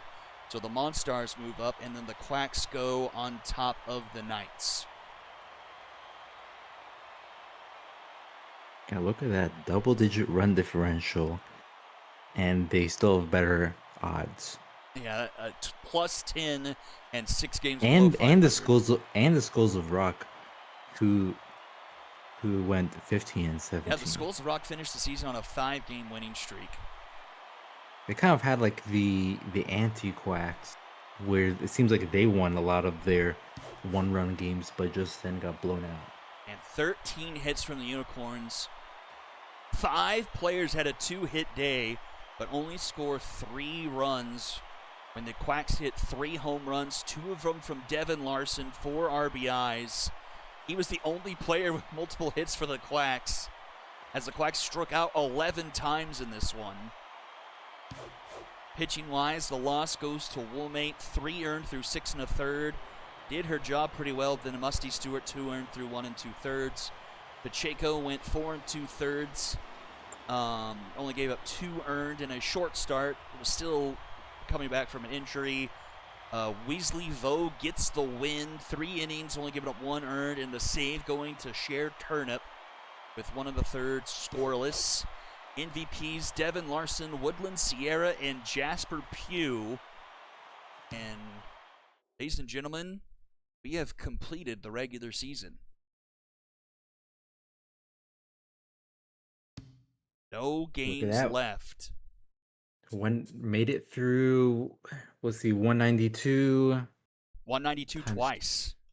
So 192, so that would be 392 minus 8. That's 384. So here, let me do this first. So we'll export this to League. Okay, season SSBL season 12 done. So we'll keep that for later. We'll earmark that.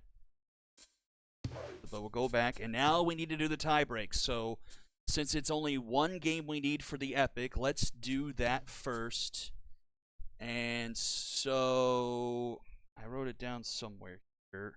I'm pretty sure. I guess I could just check. The Mythic and Diamond Jacks. Mythic and Diamond Jacks. And I'm pretty sure Mythic get home field. They were 2-0 against the Diamond Jacks. Yes. Okay. So, home team. I need to.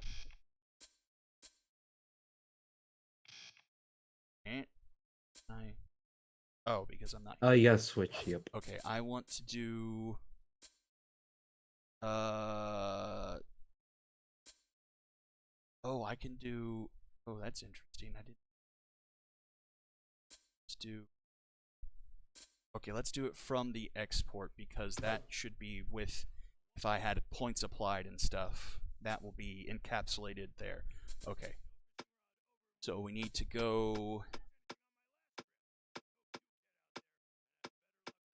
Mythic. Then on the flip side of things, Diamond Jacks. You know, if the Mythic end up losing here, then this will be what, the 2nd season in a row where the Super Series winner doesn't make playoffs. Unless, 'cause I don't think did the Express make it last season? Don't think they did. No, they were the league worst record last year. They were like 9-23 last year. Yeah, I need to go to Golden. It's called. Okay, 9 innings. Just need to hit on this off. Okay. For the Diamond Jacks, I'm gonna go to the team channel and load their default order. Tang, Bo, Bet, Chuff Chester, Bees, Hiker, and Norris, Bugby, and this is Barrel Straining. Then their SP1 was Villarreal, so we're good to play ball here. SP1 for the Mythic was Longstroke, so we're good there. And I know I have a lineup from Shag. So Ford Theodorus to lead things off. Tuple Villegas. Ding Hale. Bip Vance. Ryan Bowen. Emerson Ahmed. Spicy dew pull, hammerhead, then McGribbon. Let's make sure everyone's in the right spot. Center, third, second, catcher, Bowen at short, Ahmed at right. Spicy dew pull, hammerhead in left, Gribbons DHing, long stroke, and long stroke. All right, here we go for all of the marbles. Win and in epic tiebreak, Diamond Jacks versus the Mythic. A familiar spot from last year for the Diamond Jacks. They had to do a play-in last year. They beat the Cyclones to get into the postseason. Whereas the Mythic won their division last year, so new ground for them. A program, a drink, and a snack, and off we go. Right, let's do this. Chandler Longstroke taking the mound here for do or die for the Mythic.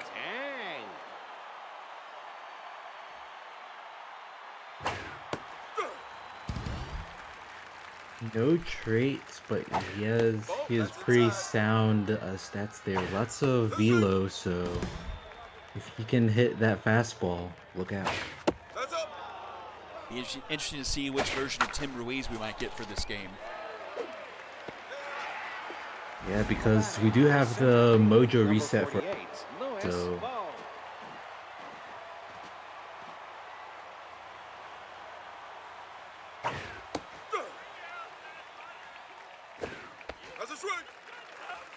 There you go, I'm down 0-2. Swing at the curveballs, gonna curve foul. Swing and a miss. 99-mile fastball right down there. Sets up Bonnie Corvette.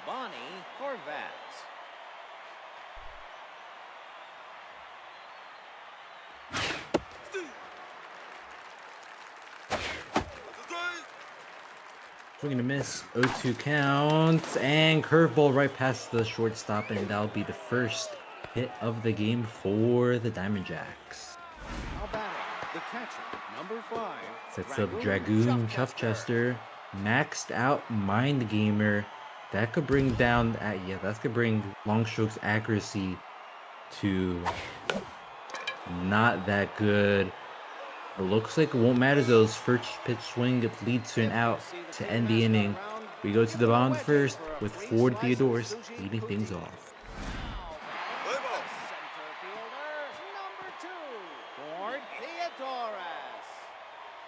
All right, I have the front page updated on the roster sheet for our tie breaks. So we have things ironed out in the Epic. So winner of this game will face the Cyclones in the wild card round.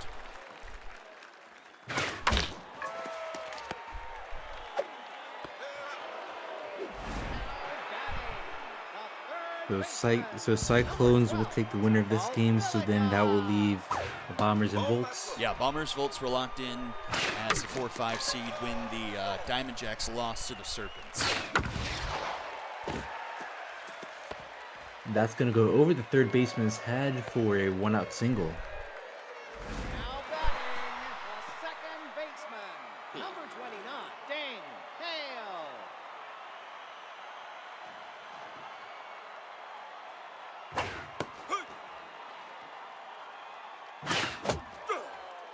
Swing and a miss, 0-2 count. Just comparing both starters here, I think Villarreal is going to have the advantage just because he has that same velocity, but he also has more improved accuracy and junk compared to Longstroke.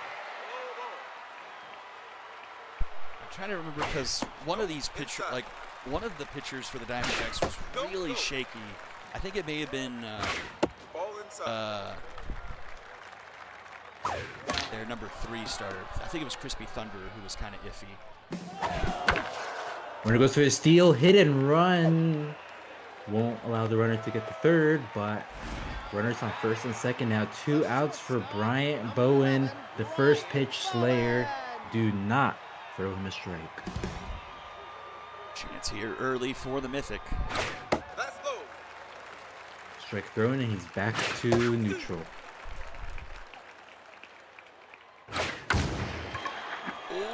Oh, dang. Just took that one out of the stadium. Grounder right to Bugby, throws to first, and that will end the inning. So 2 runners get on, but scores. We go to the top of the second. Tim Ruiz leading off for the Diamond Jacks. The left fielder, number 10, Tim Ruiz. Do we have 2 Wednesday hikers in the league? I don't think so. Oh, no, well, because Wednesday Hiker was a moonshot, and she got traded. I think that was part of what brought Alberto Card to moonshots. Now batting, the designated hitter, number oh no, 20, I was thinking of someone on Wednesday the Hiker. Walkers, but I must be thinking of another hiker. The one that got injured in that first game was Mulberry Hiker.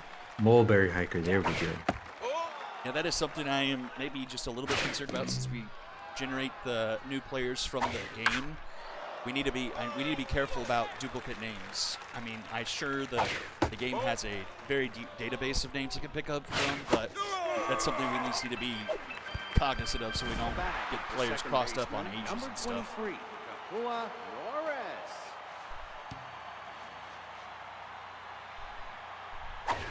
Nope, inside. Yeah, there's so many first and last names that the game has. We could see it. It's definitely possible, but it's just more likely than not. More likely not. So the Unicorns and the Skulls also tied at 15 and 17, so I need to figure out who had the head-to-head record there. At low. Changing names wouldn't be difficult. It's just keeping track of it so that, maybe, so something like we're not like halfway through a season and then we realize, wait a second, these 2 players have this. The first baseman, number 8, Spicy Dupol. Spicy Dupole at the plate. That's right. Either team Ball low. doing much so far offensively, at least compared to our earlier games. And swing and a miss. So the Skulls and the Unicorns, guess what? They tied the regular season series, and they also managed to tie in run differential. So that's pretty amazing. What's the tiebreaker after that? Great question. That's up. I assume there's still a couple more steps before coin toss. So if teams are still tied, the team that has the highest winning percentage within their division. So that may take a moment here to figure out. Now batting, the shortstop, number 9, Luther Bugby. That's an interesting jump. So we go from head to head, then run differential, and then division record. Yes. Well, let's just hope that neither of them have a All right. same division record. That's inside. They are in the same division, I will say. Okay, So it is possible. Now the batting, divisions: the right fielder, Unicorns, number 8, Quacks, Training.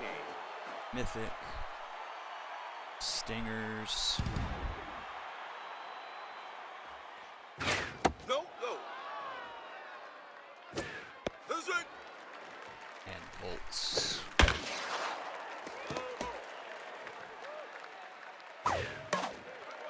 So I know. Swing and a miss for the second out of the inning. We go back to the top of the order for the Diamond Jack. Abel Tang 0 for 1 tonight. Long stroke locked in at the plate, hitting 2 2/3, going 2 2/3 here. Only giving up a hit and 4 strikeouts to make it 5 as we end the inning. Going into the bottom of the third, 9-1-2 up for the Mythic. Gideon McRibbons leading things off. Gideon McRibbons.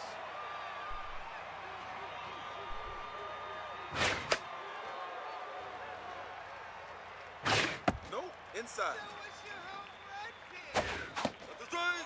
my gosh, I think the Skulls went 2-2 against everyone in their division. Bolts, lose, win. Number 2, Ford Theodoros. Lose, win. The Skulls of Rock went 500 in division. That's hilarious.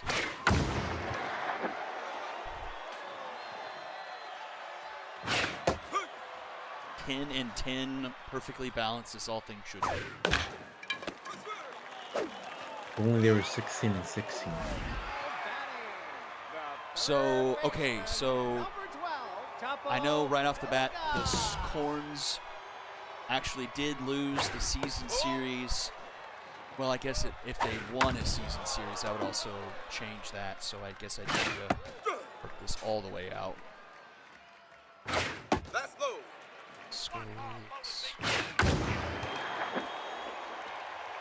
Pops that into foul territory, 2-2 count. Ball inside. Slider inside, full count, and that's going to walk the batter. That was pretty close to the strike zone, but not enough as Ding Hale comes up to bat here. Lots of power on this bat with the run on first. Watch out. That's a strike. Ooh, nice changeup on the outside corner, 0-1 count.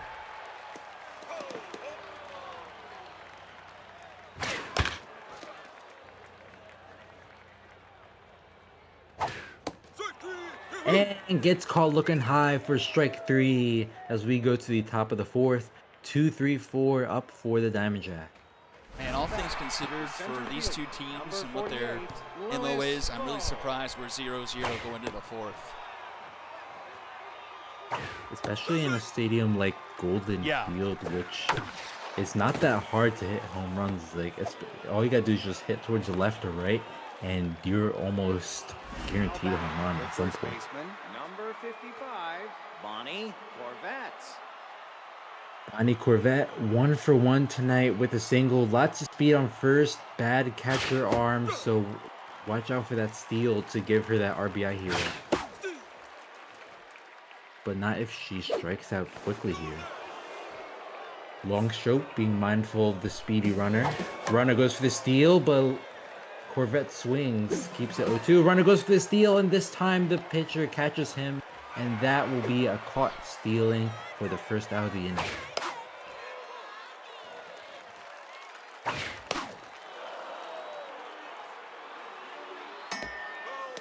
Now this is off the dugout, 0-2 count. You know what the Unicorns went in division? Are they 2-2? They went 10 and 10. Oh, They my did it a little bit God. of a different way, but they went 10 and 10 in division as well. Oh, what did they do? 2 sweeps, 2. So they went 3-1 versus the Quacks and the Mythic, That's got inside. swept by the Stingers, and then went 2-2 against the Volts and the Skulls. Okay, so team that has the highest winning percentage in the division, if they're still tied, run differential against division opponents. Wait, they went 3-1 twice against 2 teams? They went 3-1 twice, 2-2 twice, and then 0-4 against the Stingers. Oh, 0-4. Okay, that's the part where I missed. Swept by the Oh. Stingers. Nope. Okay, Inside. so they both have that tie. So what's next? Run differential, and that's gonna break the tie. Mythic get the solo shot into right field. Just goes over the wall for a 370-footer. We have a new lead. Advance refrigeration. Now batting, the shortstop, number 11, Ryan Bowen. Finally breaks the tie here in the bottom of the 4th. Villarreal no longer locked in, pushing 60 pitches, and he's only gone through 3 full innings, 3.1 now, as he gets a strikeout. A right fielder, number 17, Emerson. So he does have high stats, but if the Mythic get a couple more hits off of him, we might see an early pull. Okay, the Unicorns are -3 run differential in division. Now let's just hope the Skulls didn't go -3. The first A spicy dew pull up to bat. 0 for 1 tonight.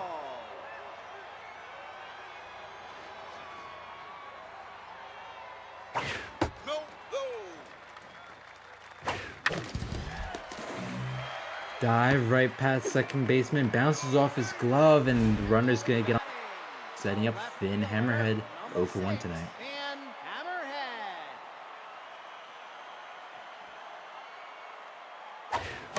Foul ball.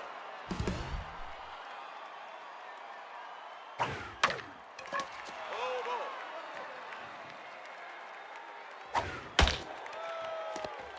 And that will end the inning. Mythic get on the board and make it a 1-0 game off the solo shot as we go to the top of the 5th. Tim Ruiz leading off for the Diamond Jacks. Ruiz. First pitch, Slayer. And he does anything but that as he will ground out for the first out of the inning. Wednesday Hiker up to bat, 0 for 1.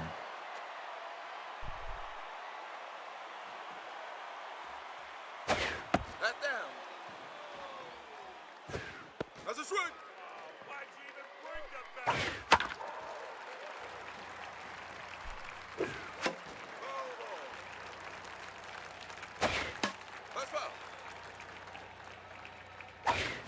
Okay, so don't worry. The Skulls went minus And 27. wave popped up left field, and it's gone. Tie game, Diamond Jacks. Solo shot into left field, 357, and we have a new game thanks to Wednesday Hiker. Now batting, the second baseman, number 23. Kahua As you were saying, Flores. The Skulls of Rock went minus 27 in division, so that's how that. the Unicorns, quote unquote, win the tiebreakers, so they get worse lottery odds. Now batting, the shortstop, number 9, Luther Bugby.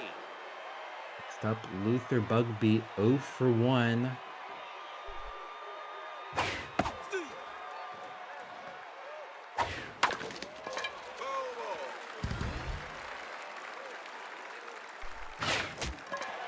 And then that will consequently actually drop down the Liberty and the Express's spot because we don't have any head-to-head across conferences. We just go by run differential there.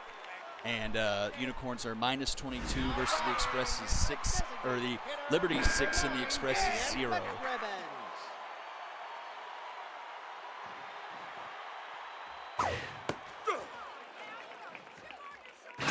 Ball that's outside.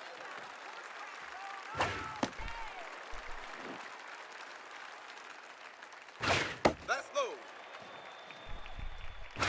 Ball will take it. And that will be a walk to lead things off for the Mythic as we go back to the top of the order for Ford Theodoris. Theodoris. 0 for 2 tonight. Runner on first here in the bottom of the 5th. Villarreal stamina beginning to drop as he's at 72 pitches. Doesn't matter though as he gets an out here. Runner advances to second. Sets up Tupple Villegas. 1 for 1 with a single and one. There's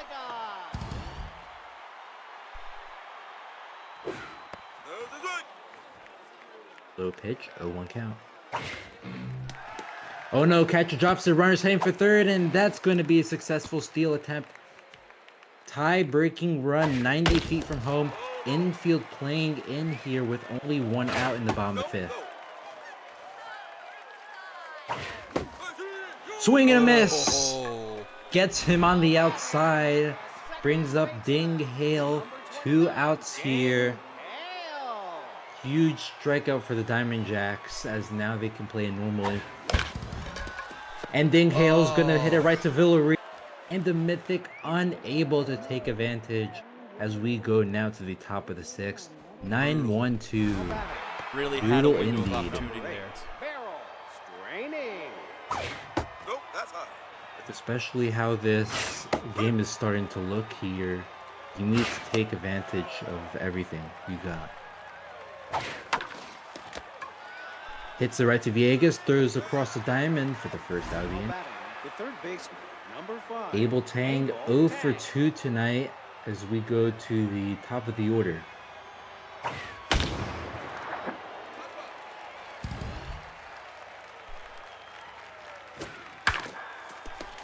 The little hack gets it done as he's going to get a runner on 1 out. Now batting, center fielder. That's number up Louis 48, Savo, 1 Louis for 2 tonight Savo. with the single. Long stroke being mindful of the runner on first. Catcher this time has some arm. That's a strike. Good amount of speed though on the runner at first. Beats out. Ball. Advances his arm by a chunk. We'll see who wins out here. It's gonna be. Oh! Ooh. That was in time, but it was in the dirt. That's the risky thing about those in the dirt throws, because if the fielder can make it, it's pretty much a guaranteed out. First baseman, But number 55, if it goes past, then Lonnie it's Corvette. then obviously that's going to be a steal. Right with RBI hero. It's that doesn't get a huge boost here, being only tier 1 spirited, but anything counts with the runner in scoring position. That's ball four. And that's going to be a walk. Runners on first and second here, 2 outs. Number 5. And you gotta think the myth. Strategic walk. I don't know if anything's strategic about bringing up a mind gamer. True. He is tense though. Uh-oh. And that mind gamer works against him. Runner in second and third now. Oh boy. Diamond Jacks now have their own opportunity. And they take advantage. It's off the wall. 2 runs for the Diamond Jacks. A 3-1 game. I had to hold my tongue there because it looked like he was dying. I thought he might have had a chance to catch that. Like, I didn't think it was gone. I was pretty sure it was staying in. And the way Theodorus was closing in, I was like, ooh, is he going to have a chance to catch that? That's a strike. Pitch high. The fielder didn't even make a jump for it. I wish I knew what triggered when they jump in the field. And Has to be a certain height where they can't really grab it off the wall. Definitely some funky stuff going on in the back as we go now to the bottom 6. Diamond Jacks retake the lead here as we go into the last few innings here. Ground out to second for the first out of the inning. Number 11, Bryant Bowen. That's a strike. Ball.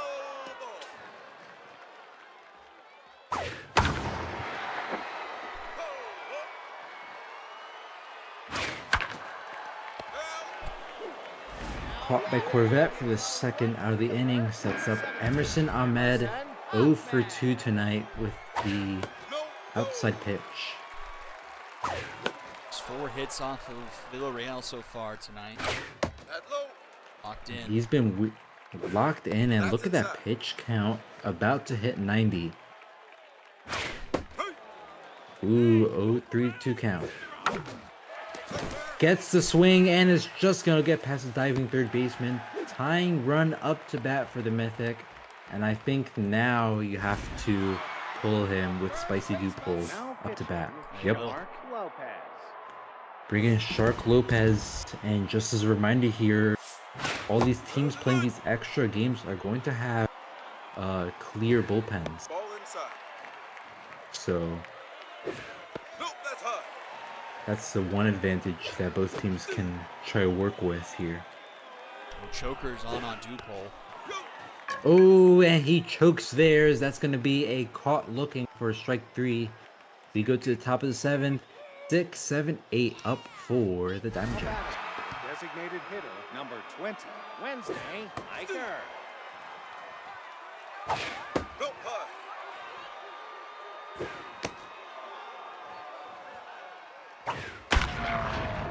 Oh, and he rips this one right past the second baseman. Doesn't even have time to react, as that's going to be a leadoff double for the Diamond Jacks. Yeah, Ding Hale didn't have much of a chance on that one. That Now one blew back, by him. the second baseman, number 23. Puts Kahua Kahua Norris up to bat with the runner in scoring position. No, inside. Going to ground out, but does advance the runner to first, so not a wasted at bat. Luther Will give Bugby. Luther Bugby a chance to bring him in. No, outside. There's a strike. 1-2 count.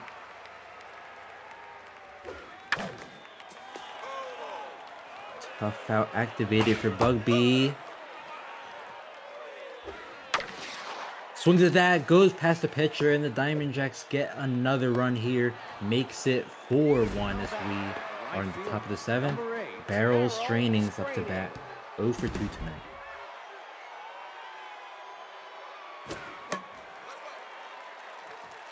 That's going to need to wake up in the bottom of the seventh for the defending champs.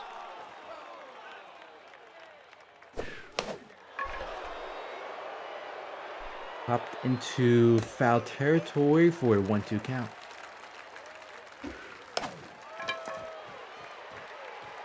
And that will be the second out of the inning, caught by Vance. Third baseman, Sets up number Abel 5, Tang, Abel 1 for 3 tonight Tang. with the single. That's up. Hey, Count. there's a strike. 1-2. Little hack activated. And it works again as he gets another hit. Makes it 4-1. Now batting, the center Louis fielder, Vo number up to bat. 48, 1 for 3 Louis tonight with a Vo. single. Already tense. But one swing of the bat could change that here.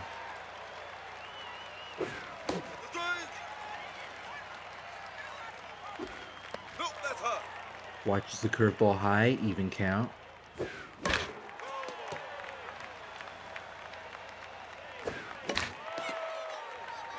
Another foul ball. And a third foul, but it looks like that will be caught for the third out of the inning. So Diamond Jacks score 1 to extend their lead.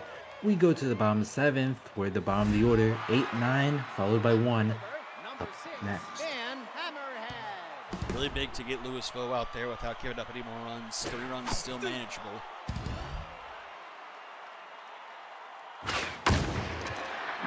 Oh, but that might... Oh, the Golden Field, is it going to hold? I thought Well. it was gone. The Oh, designated just hung number up there a bit too 9, much. Gideon McRibbons. Don't know how deep it is center field Golden, but you know that curved shape just makes it hard to hit it into center. Ball. It may trickle over 400, but I don't think it's much beyond it. Foul ball. Nope, that's high. So full count now. And he rips that one. No doubt about it this time, as that's going to be a solo. Cuts the lead down to 2. Center field, 431. And the Mythic are closing in.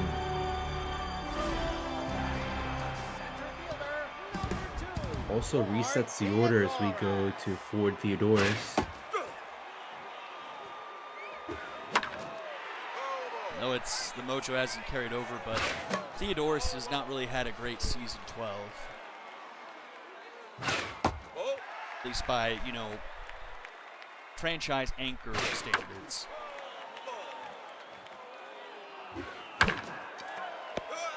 As to be caught by Corvette for the second out of the inning.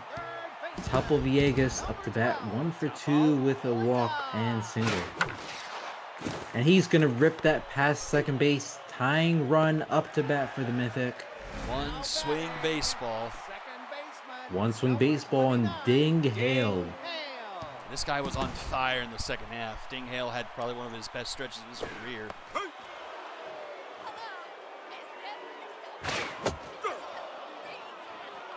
Shark Lopez not giving him anything though. 0-2, and he gets him on the curveball for strike 3.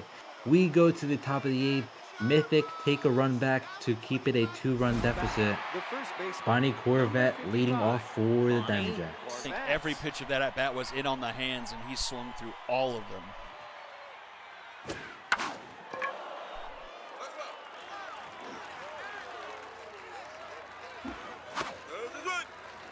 Oh, 0-2 count. Box Shelton at 33 pitches, but it doesn't matter as he gets a strikeout here for round number 1. Number 5, Sets up Dragoon Chuffchester 1 for 3 tonight with a single. 2 RBI single of that. Villegas, right through Villegas for the second out of the inning. The left fielder, number 10, M. Ruiz. First pitch Slayer, Tim Ruiz. No, that's high. It's going to be a ball.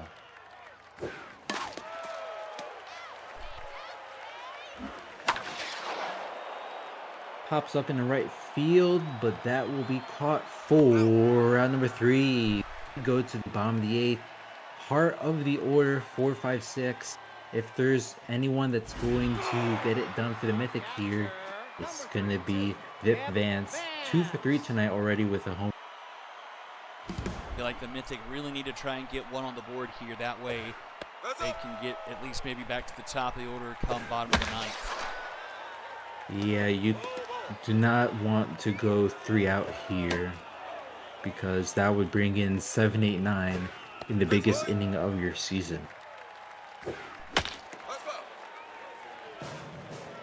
Sign Stealer gets them and it pays off right past first base, and the Mythic will have a tying run up bat. One swing baseball for the first pitch Slayer, Bryant Bowen. And nobody out. Vaughn Hackett up to bat or pitch. Ball, that's inside. Throws a ball.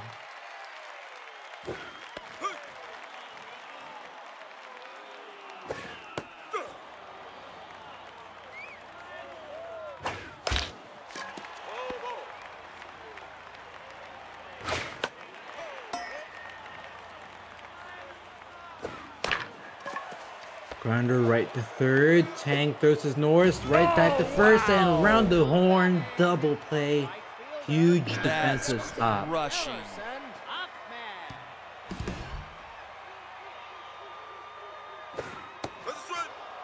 Absolutely crushing as now it's down to 2 outs here in the bottom of the 8th.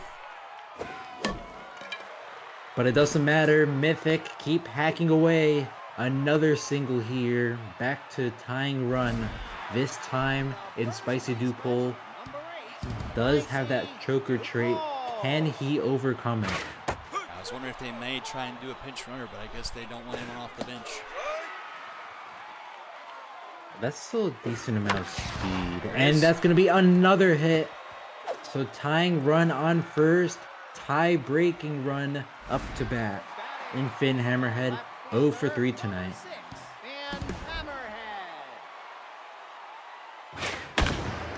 And he rips it to right field. It's caught by straining. It looked like it, but just died at the end. We go to the top of the 9th. Wednesday Hiker up 2 for 3 tonight with the home run and double.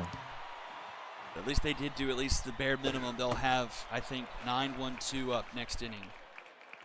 Yes, that definitely gives them some room to work with. Diamond Jacks hit it high, but it's not going to be far. Caught by Theodorus for the first out of the inning. The second baseman, number 23, Kahua Norris. We go to Kahua Norris, 0 for 3 tonight, as Box Shelton will come out. Wilder Fowl taking over on the mound. First pitch swing, catcher is not going to be able to Oh, get you got to dive for that.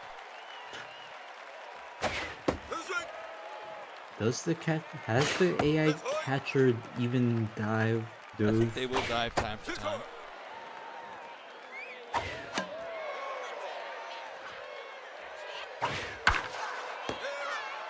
Caught by Dupole for the second out of the inning. Number 9, Luther Bugby. That down.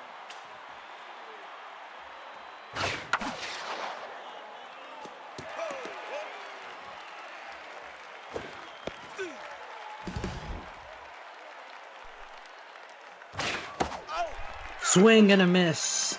And the Diamond Jacks go to make their final stand in the ninth. 9-1-2 up for the Mythic. 3 outs away from punching their ticket to the playoffs. And with a dance with the Cyclones.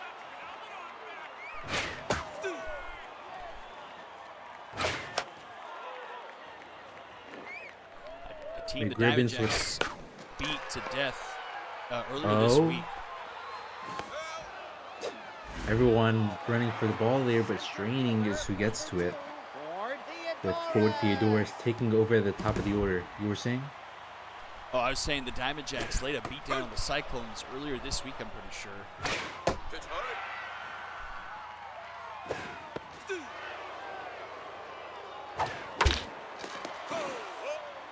Gotta get a board here. Swing and a miss. No board there.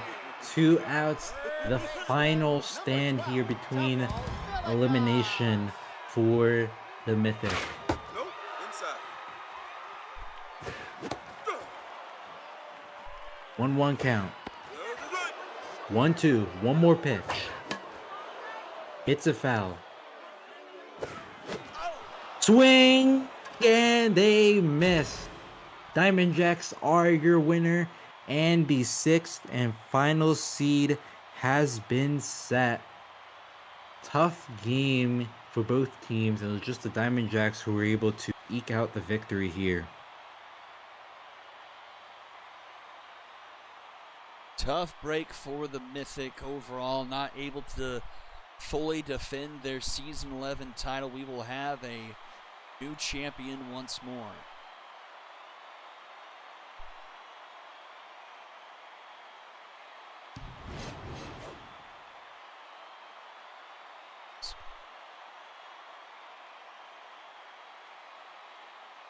Mythic out-hit the Diamond Jacks there.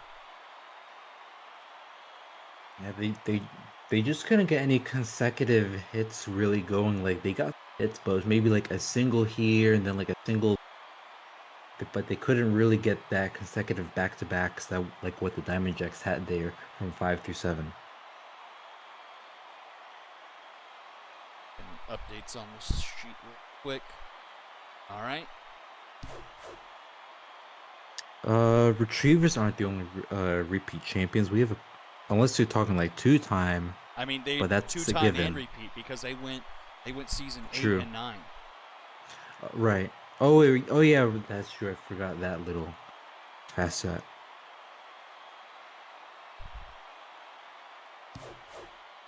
So no repeats, no.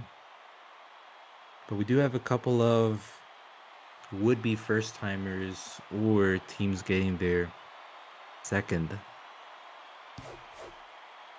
Wednesday Hiker, your MVP of the play-in game. Villarreal anchoring almost 6 innings of 1 earned run baseball. I guess it must have been just keeping the hits down because those numbers don't really pop out to me. I mean, there's only 6 total runs, though. I mean, it's not like this True. was like Yeah. our earlier games where we're at this amount like halfway through the second inning. So Coltis playoffs are set for the Epic Conference. We still have work to do in the Heroic. Deal the Diamond Jacks to the playoffs. And so it will be Diamond Jacks, Cyclones, Bombers, Volts in the first round of the Epic Conference playoffs. And let's see, let's go to the flip side of things.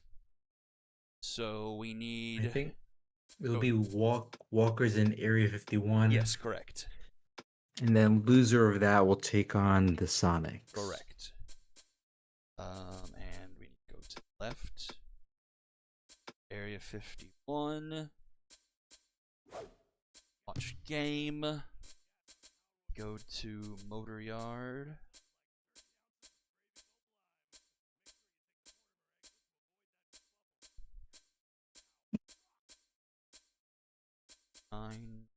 Still on, still off.